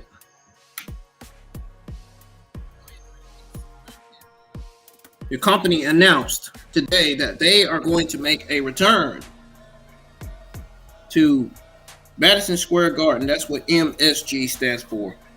On July the 7th for the live SmackDown broadcast. This return to the world's most famous arena will air live. Madison Square Garden is a great venue and there is plenty of history. But it is expensive. They must use union labor and tickets are also very high. Seems that they are going to make a return to Madison Square Garden in July. So we should expect a big show to draw a crowd. So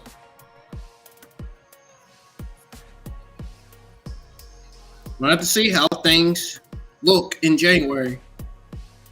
The company could be under different ownership. Who knows? The Ticketmaster pre-sale for SmackDown Madison Square Garden is going on now with the SmackDown passcode. I hope that there shouldn't even be no sale. There shouldn't even be no sale at all.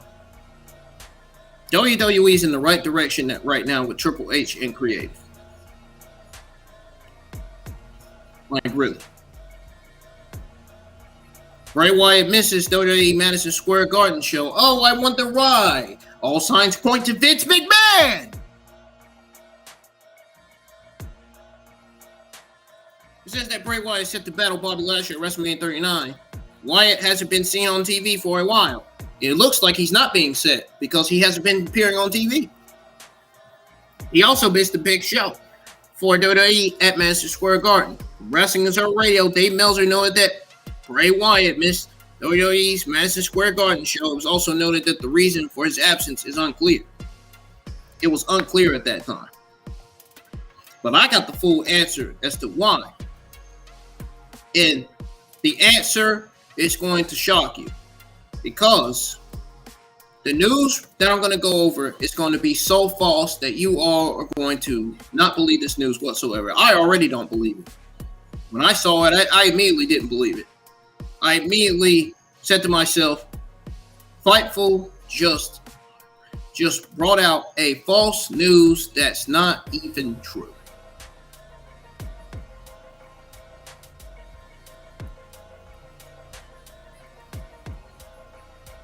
That news that Fightful put out on Bray Wyatt's not true, man. I'm telling you right now. WWE 2K23 will include iconic John Cena Mimi as an unlockable character. Why the fuck? This is such a stupid idea. Why would they include iconic John Cena Mimi as an unlockable character? Are you fucking serious?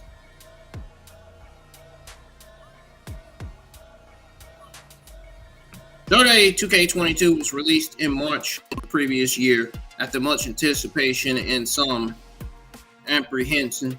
This was because WWE 2K20 was widely criticized for its poor performance. But despite this, it says, the success of WWE 2K22 led to the confirmation of WWE 2K23 soon after. On March the 17th, 2023, WWE 2K23 will be released, featuring John Cena as the cover star and celebrating his status as one of the most recognizable wrestling icons in the world. The game's showcase mode will focus solely on Cena, but with a unique twist. Instead of playing as him in the complexion of his matches, players will control his opponents such as Brock Lesnar, Triple H, Roman Reigns, with the ultimate goal of defeating the Never Give Up Man himself. Those who successfully complete the challenge showcase mode matches will unlock a strange playable character known as Super Cena. 2K Sports is also aware of Cena's popular Mimi status and has included an invisible variant of him in the game. Playing on his catchphrase, "You can't see me," Super Cena is literally invisible and has a perfect 100% stat, making him the strongest character in the game. Really? Really, man? WWE 2K23 will be available on PS5, PS4, Xbox One, Xbox Series X, and Series S. Microsoft Windows gamers who pre-ordered the Deluxe and Icon Edition of the game will have access from March the 14th, 2023. Are you guys going to buy WWE 2K23? Because I am. Are you guys looking forward to unlocking Super Cena and destroying everyone? No. No. Then these modders are going to use They're gonna start getting on the game. These modders gonna start getting on the game, start using it as a mod, as a way to defeat everybody, so they can prove themselves to be number one online. No, I don't think so. Not me. Not me. Not me, man.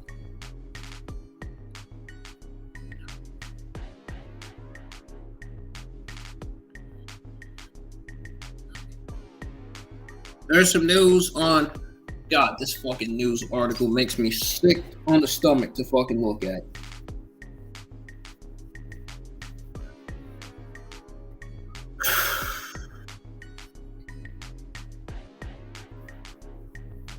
There's news on why Brock Lesnar versus Omos is happening at WrestleMania 39. Brock Lesnar will battle the Nigerian Giant, which is probably explains the reason why he walked out after his segment with Omos. No, that's not it. It's because Omos is terrible. His promos, in-ring skills, and his theme song and his appearance. It's fucking terrible. On WrestleMania 39, of course, this decision was panned by fans. This decision was made more like by Vince McMahon.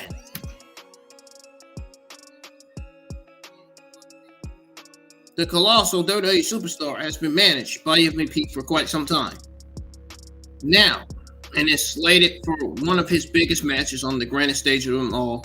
No question about it, this match was a Vince McMahon move, a Vince McMahon decision. This shit sucks.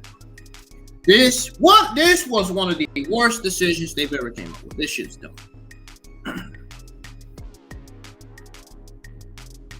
WWE Hall of Famer Kurt Angle believes that Brock Lesnar is facing Omos to cement his place as a top star. Moreover, a match and a potential victory against Lesnar would elevate Omos' career in WWE. Kurt Angle's gotta be a fucking complete idiot with this fucking comment. Oh man, Kurt Angle, you're a fucking comedian, man. You are a fucking comedian, man. Yeah, right. Fuck out of here. No way. Sorry. Nigerian Giant's only starting his career. Why? What the heck? You're a fucking comedian, man. Are you serious?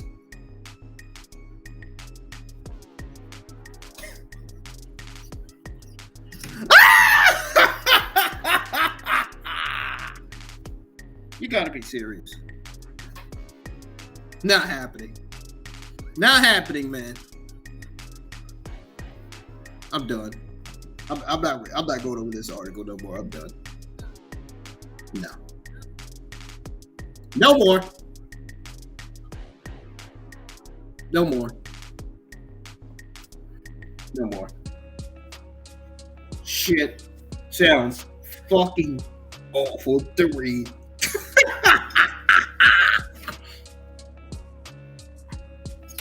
Oh my God, Corrego, you're a fucking comedian, man. You really are, bro. You really are, man. This guy over here, man. Oh my God. You're setting up for failure if you think Omos' victory over Brock Lesnar is going to elevate his career.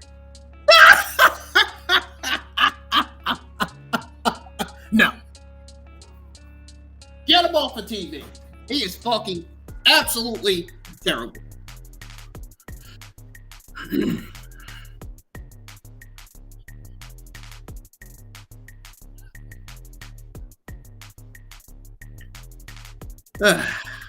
Wow.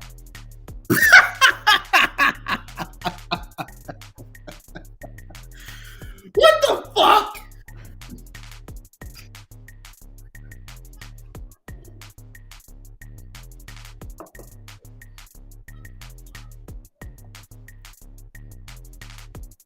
Wow. Moving on. Massive spoiler on female 2023 WWE Hall of Fame inductee. According to a report by PW Insider, WWE is very close to finalizing a deal to announce Stacy Keibler as a female member of the WWE Hall of Fame. Stacy has been in negotiations with WWE for several weeks. Oh, really? It was noted that the deal is almost finalized, with a 99% chance of it being completed. That being said, it was also noted that while Keibler's induction into the WWE is likely, the deal was not yet completed as of last Friday.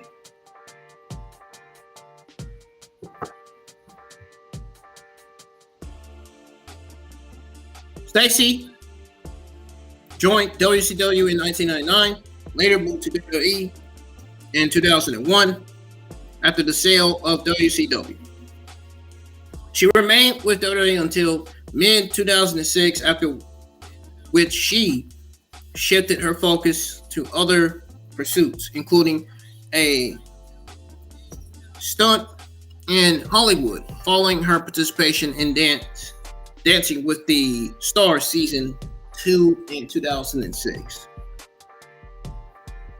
Since her defeat against Julian Hall at the October 25th, 2015 Velocity tapings, Stacy has not competed in professional wrestling apart from occasional condition appearances and a guest spot on WWE in 2000.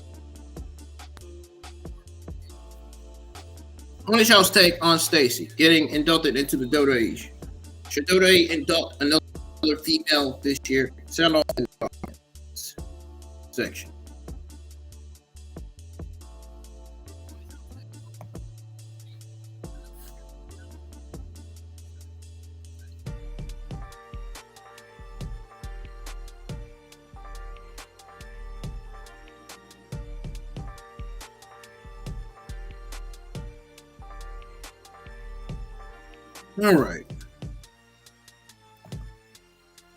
All right, guys, here we go with this false news report that was put out by Fightful. Ringside News exclusively reported on Bray Wyatt's current situation. They were also his current status, or current situation, should I say, is not expected to keep him off the WrestleMania card. Meanwhile, Sean Ross Sapp noted behind Fightful's paywall that Bray Wyatt is actually out of action due to a physical issue. It was not noted exactly what the problem is, but WWE has been working around this issue. Yeah, right. False. We all know why Bray Wyatt is off of TV. The real reason why Bray Wyatt is off of TV because of one particular person there. He was a former chairman. I guess you guys know. Vince McMahon. Because of Vince McMahon. Vince McMahon is not a fan of watching overweighted fat talent on TV. He's not a fan of watching overweighted talent on TV.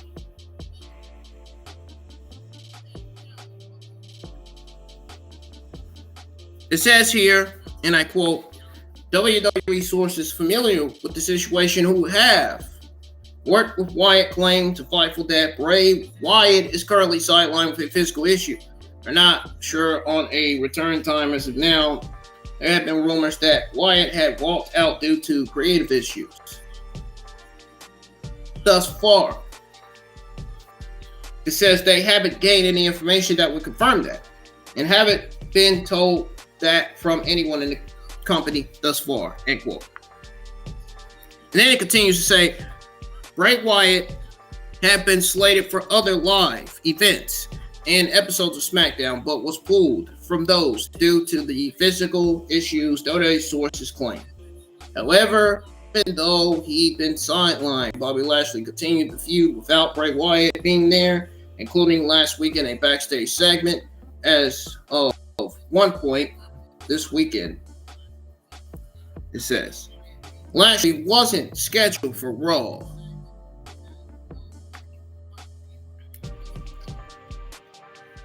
End quote. False. This is immediately false information. They probably are having some creative issues, but it wasn't because of physical issues. I guarantee it's because of creative issues, man. It had a lot to do. It had a lot to do with Vince McMahon. Vince. Vince's name is written all over it.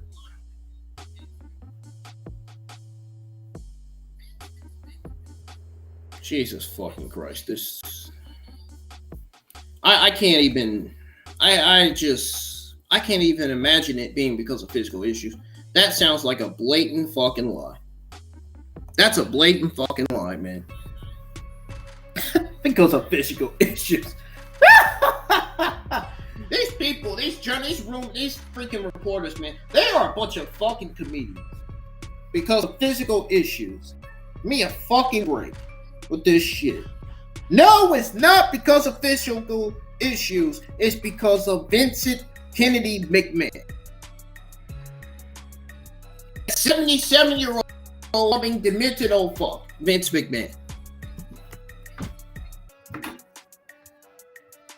That's why.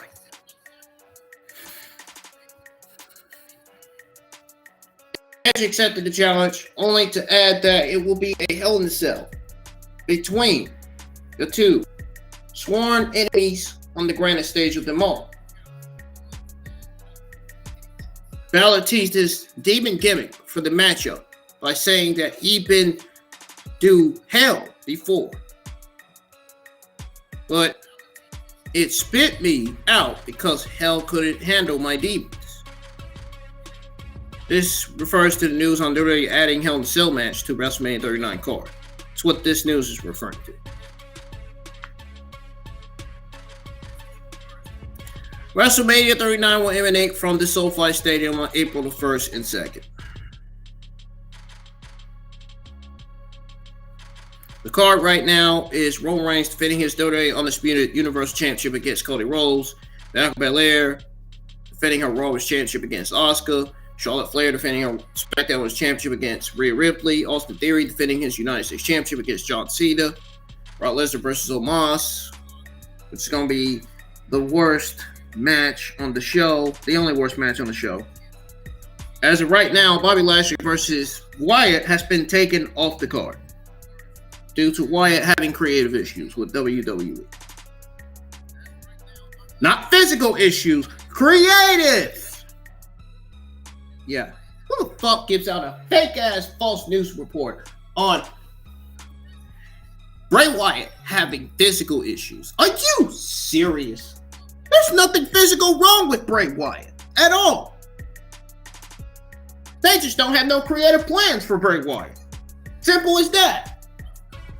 Which is complete. I find that complete, utterly bullshit. But it's the truth.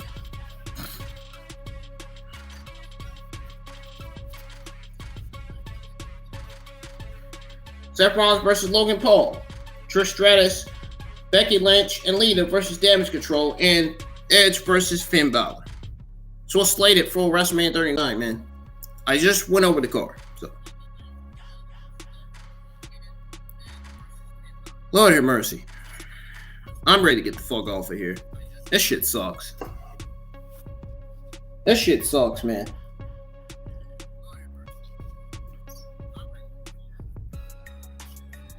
I don't even want it's so bad. It is legitimately so bad that I don't even want to watch Dynamite now. I don't even want to watch Dynamite. That's how bad Monday Night Raw was this week. That's how bad the false news on Bray Wyatt being out because of physical issues is. It's to a point where I'm just saying, you know what? Fuck Dynamite. I'm not. Oh. Virgil took to Twitter on Monday to declare himself as an inductee in the Hall of Fame class of 2023. The former $1 million champion took the opportunity to take a shot at The Miz and Damage Control as well. With pride and satisfaction, I am finally excited to announce that I have been inducted to the Hall of Fame. Says, and I quote, thanks to The Miz for stealing my gimmick, and to Damage Control for me being their hero.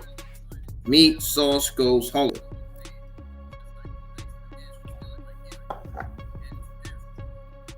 Do you guys think Virgil should get inducted into the Hall of Fame? Let me know.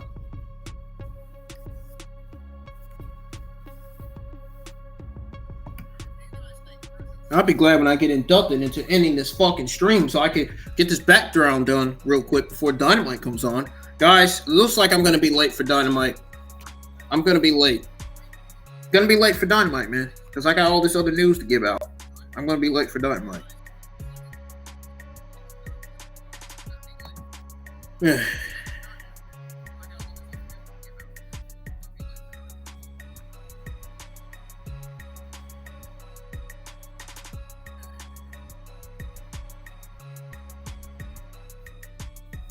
There's belief that MJF would be booked better in WWE. Not with Vince McMahon there. Not with Vince McMahon there. Not with Vince McMahon in charge of creative. Not with Vince McMahon in charge of producing and writing. No. No. Now, Triple H there, yeah. Vince, no. Sorry. The Salt of the Earth previously reported, or revealed, should I say, that he would go where the money is after his current AEW contract ends in 2024. MJF even said that there will be a bidding war for him in 2024. MJF turned his current AEW contract situation to a television storyline. The AEW World Champion has never failed to make several WWE references, including references to Nick Khan and Triple H. While speaking on the latest Keeping It 100, Conan states that he believes MJF will be booked better in WWE, adding that he will get to face off against Sami Zayn, Kevin Owens, and more. Do I actually need to explain it to you? His podcast is so garbage. Really. He's MJF on a whole nother level. Bad booking seems to be something that's followed, not just him, but a lot of people. Imagine him in WWE going back and forth with a plethora of guys, from Sami Zayn to Kevin Owens, Matt Riddle to Orton. So many people. End quote. You guys are a huge fan of MJF? Let me know. Oh, man. I think I'm about to just call it and just end it, man. I really don't. Nah. I don't think I have time to go over the rest of this. I really don't think that.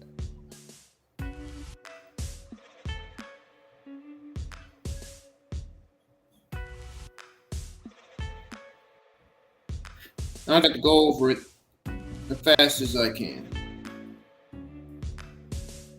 There's some spoilers on WWE's big plan for big WrestleMania gimmick match. Oh boy, and it's probably talking about Edge versus Finn Balor. There's no fucking telling. Yep, that's exactly what it's talking about, because during Wrestling Observer Radio, Dave Meltzer noted that WWE had plans for Edge versus Finn Balor in a Hell in a Cell match during the Royal Rumble. But that match didn't happen. Instead, Edge simply returned at the pay-per-view during the Royal Rumble match because he couldn't make the bill for the event due to filming the Percy Jackson series for Disney.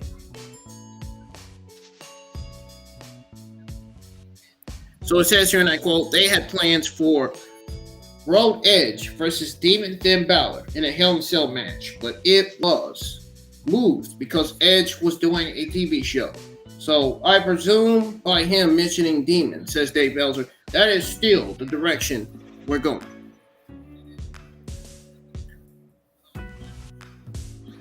He says that we still have to do the angles.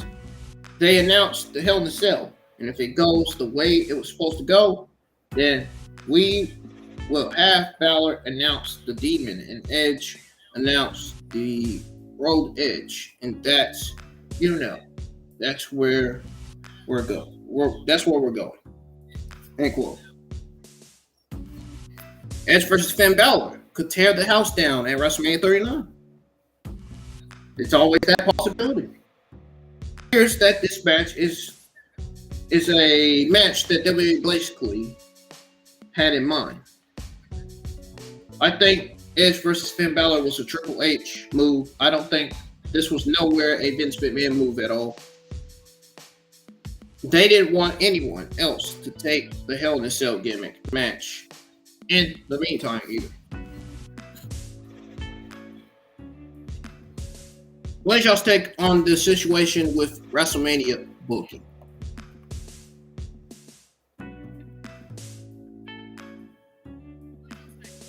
Okay. I know we finally got that over with.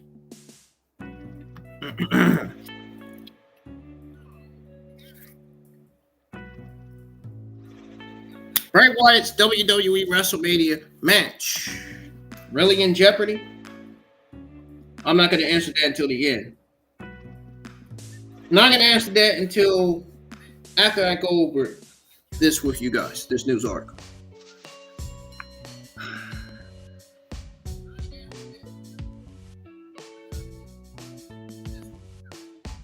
Bobby Lashley wasn't on the show. He did not send out a very anonymous tweet following Raw to let fans know he's prepared to face anyone at WrestleMania.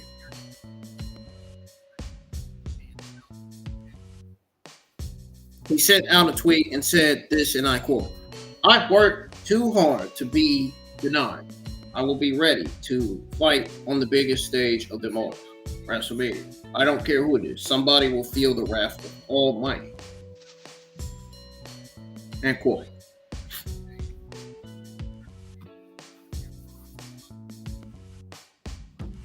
I guess Ringside News exclusively reported that the deception within WWE is that Bray Wyatt's match against Bobby Lashley is still happening, not with Vince there. I don't care what anybody says. I don't care what these low-life podcasters and journalists got to say. Not with Vince there. Not with Vince there. This was then backed up in another instance, says Ringside News, as fans continue waiting for some sign from the Either of Worlds. Bray Wyatt's match against Bobby Lashley has not been canceled yet. In fact, it was known on Wrestling Observer Radio that Wyatt is still expected to compete at the show of shows this year. It was also noted that Wyatt will be back very soon. Yeah, right. I don't believe this for a solitary second. He's never coming back with Vince there. He's going to be buried on the spot, and then he's going to be asking for his release.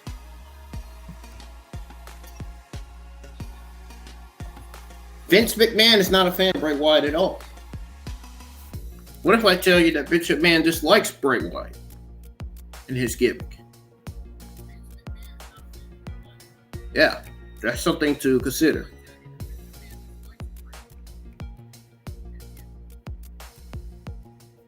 War Games is coming to WWE 2K23. More 2K23 news.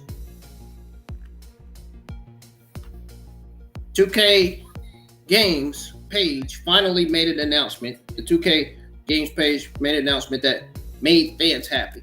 The latest edition of the popular video game franchise, WWE 2K23, has been released worldwide by Visual Concepts, with 2K announcing the availability of the Icon Edition and Deluxe Edition for PS5, PS4, Xbox Series XS, Xbox One, and PC via Steam. The Standard Edition and Cross Gen will be released on Friday, March the 17th, 2023. All editions feature multiple images of John Cena, who is not only a 16-time world champion in the WWE, but also a renewed Hollywood figure with a record-setting impact and the exclusive soundtrack producer of WWE 2K23.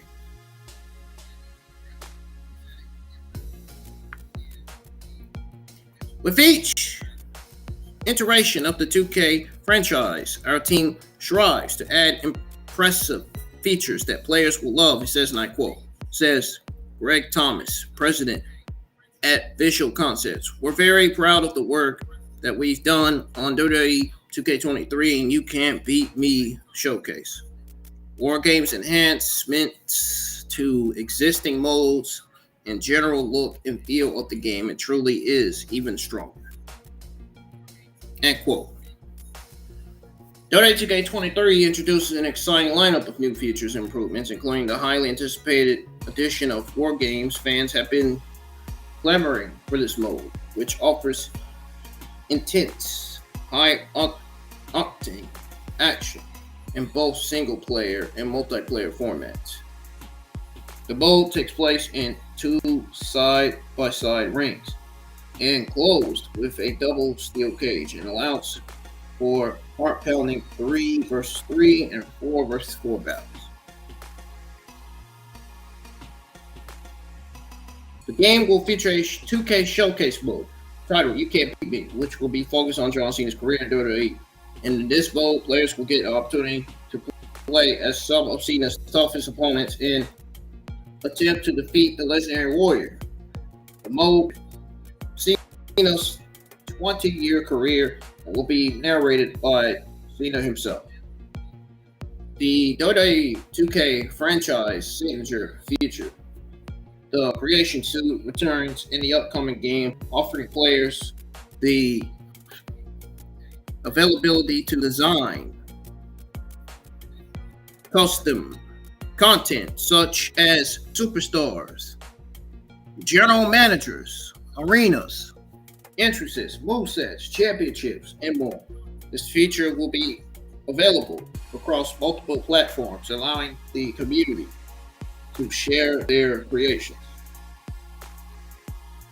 Additionally, the Creation Suit has been improved with new features such as custom arenas being played online and advanced customization options for creating entrances. The Create a Superstar models have also been enhanced with visual improvements and the addition of hundreds of new parts, giving players even more options for creating their own unique wrestlers. It also feature My Rise, a bevy of new creative options, more freedom to create your idea, WWE Superstar, and more. It will also feature a lot of upcoming, or should I say incoming, DLC in the coming months. So long-time investment will be rewarded. Are you guys excited for WWE 2K23? Do you think it will beat the previous game?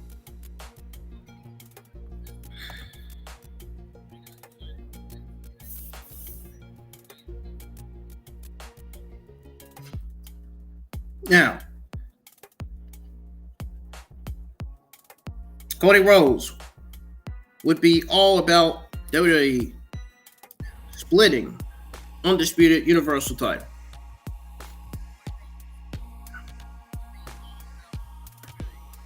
I'm going to go over that news real quick.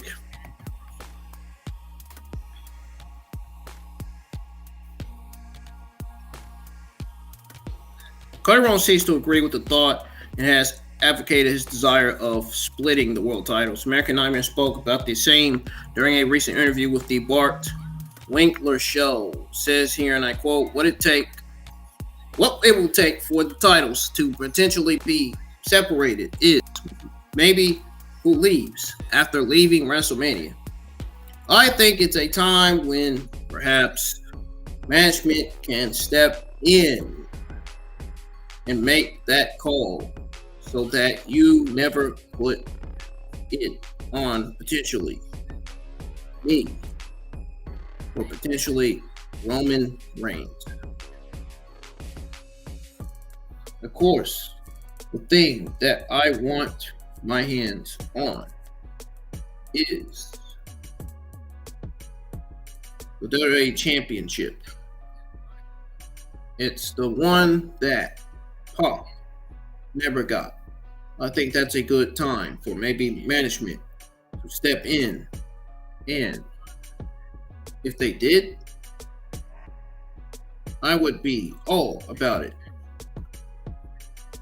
As mentioned, Cody Rhodes will step into SoFi Stadium with perhaps the biggest opportunity of his life against Roman Reigns for the undisputed WWE Universal Championship. This match will most likely headline Night 2 of WrestleMania 39 and prove to be a blockbuster hit, no matter what the outcome is.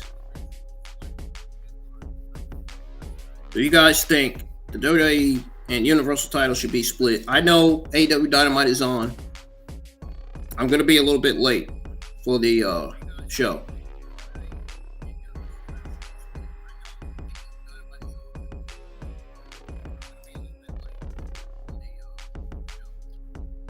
WWE's plans for legalized betting is not going well. It was reported that WWE is considering adopting a similar model to that of some states that permit gambling on award shows, with results being predetermined months in advance and verified by an accounting firm such as Ernst & Young. Betting would then be closed prior to the wrestlers and other personnel being informed of the creative direction for the matches in question. However, the report suggests that WWE's efforts to introduce betting on their events have not been going smoothly so far. As previously reported, WWE was in talks with state gambling regulators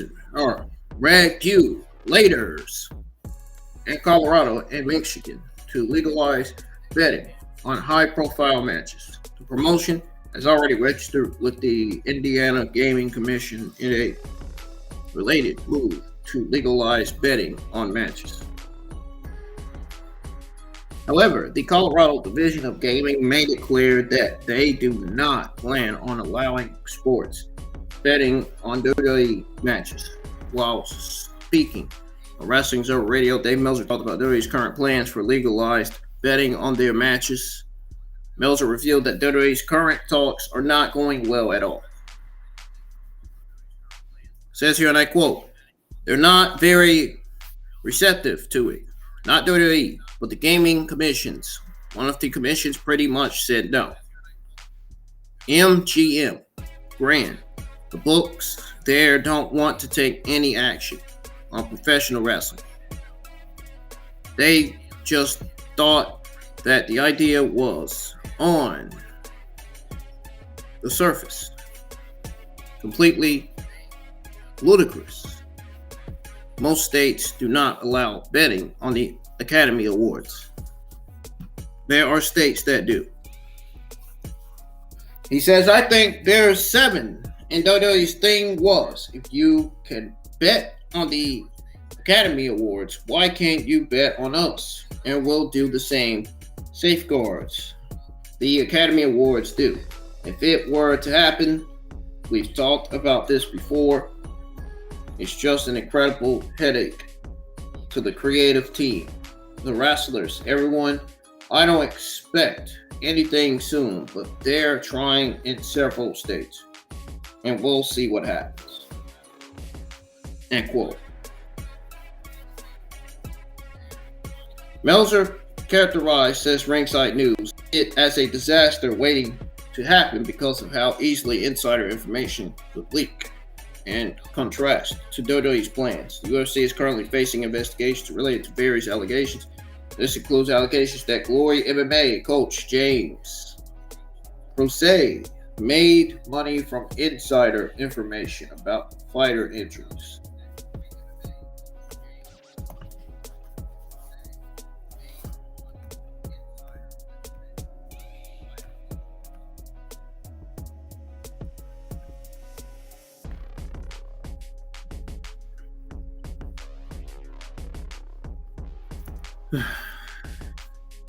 Raw draws the lowest viewership number since January. No shit, Monday Night Raw was fucking terrible.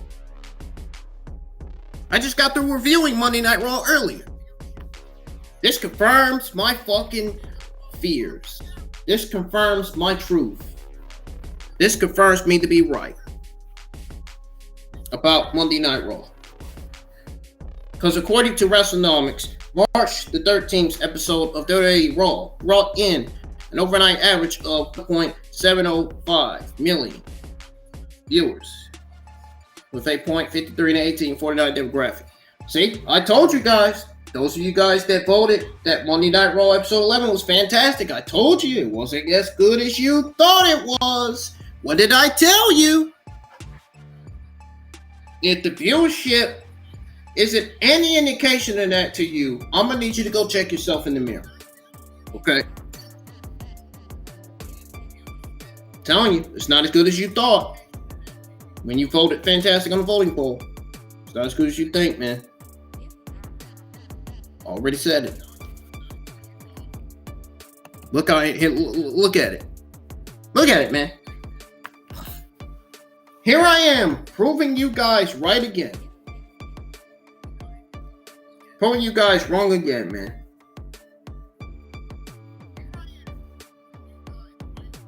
Remember when you voted fantastic? I told you guys it's not as good as you think. I just proved you wrong. Never mind right. I didn't mean to say right, but I was trying to say wrong. Well, you guys wrong, man. Wow. Wow. I am not surprised at all about the viewership. I really am not. Given that we got one of the worst segments of the entire show, which was the Brock Lesnar Omos face-to-face segment. I wouldn't be surprised if the WrestleMania 39 viewership goes down. I wouldn't even be surprised if it goes up because of one match that's not going to deliver on the card. That's going to spill for disaster.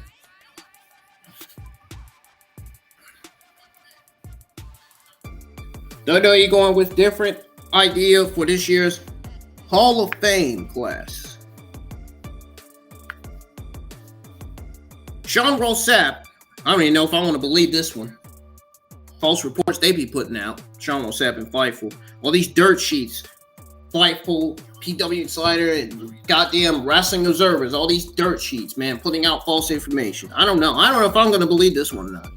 I don't know if I want to believe this one.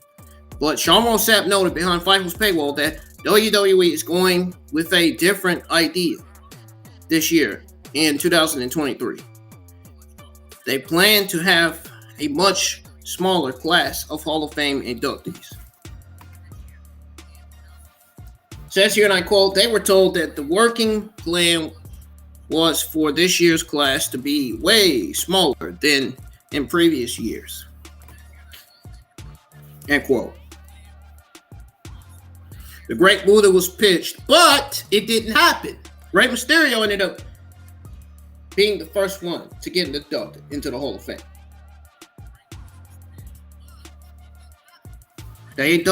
They're also planning to induct Stacy as well. So, what it is.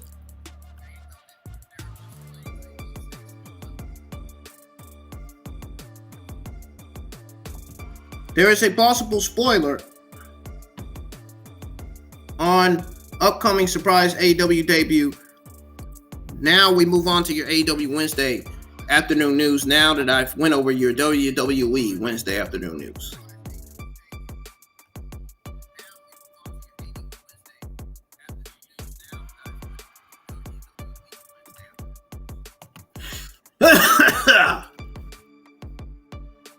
Half of the matches on the Dynamite card probably are not even going to deliver this.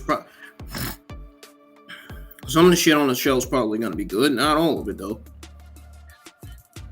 Anyway. Oh, and did you guys know that Iron Anderson's son, Barrett, passed away at age 37 on March the 11th? Yeah, that happened. Thoughts and prayers go out to Iron Anderson's family for that tragedy. That's a sad tragedy, man. And AEW had zero plans for Zero career plans for Jeff Hardy before his debut, probably because his DUI arrest. It doesn't surprise me at all, man. But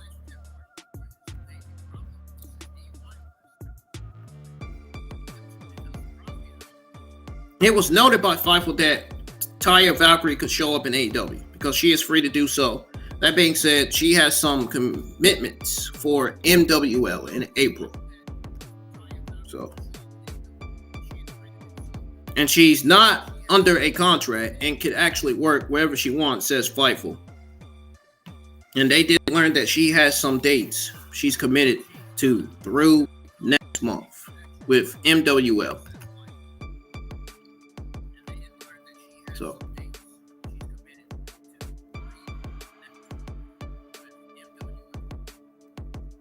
Rampage is set to air on Saturday for the next 2 weeks.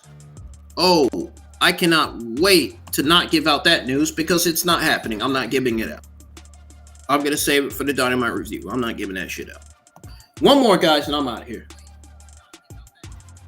I'm ready to get out of here at this point. I'm just stressful. I'm in a rush. I'm trying to get out of here so I can do the background and be live for Dynamite already. Taya Valkyrie shuts down AEW debut rumors. Speaking with Bill Pritchard of WrestleZone. Oh, great. More dirt sheets. Taya Valkyrie cleared the air on the possibility of her showing up to challenge Jade Cargill. Yeah, folks, I said it.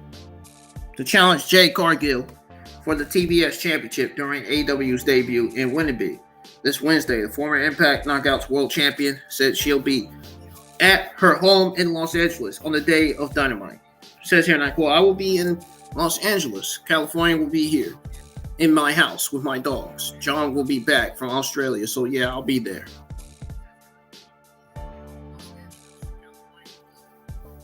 End quote.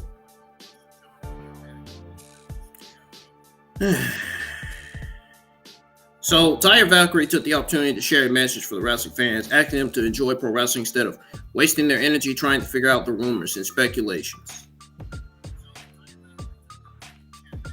And she says here, and I quote, I love gossip. I wake up to a bunch of texts from people in social media blowing up, but it is what it is. It's gossip. People will talk. Honestly, keep talking. I'm just going to sit here and keep doing my thing. Just enjoy the ride. Everybody, enjoy the ride. You're meant to be entertained. Stop trying to figure it out. It will all work out in the end. So enjoy it. Watch pro wrestling everywhere. I obviously have dedicated over a decade of my life to this. I'm going to continue to do that. So just enjoy the show. Seems like she's covering up. That or the dirt sheets have lied once again. Guys, I'm out of here. You guys enjoyed the review? Hit the thumbs up. Hit the like button on the stream. I feel like I did good, but I did get some stuff wrong. That's okay. We all have that. It's fine. Guys, I got to get going. I got to get this background done so I can be live. I'm going to be live late for Dynamite, so right now I'm getting out of here. So I'll see you guys live for Dynamite, which is already on. And I hope to see you all there in the live chat for Dynamite episode 11. All right, peace. I'll see you guys there. I'm out of here. Gotta go.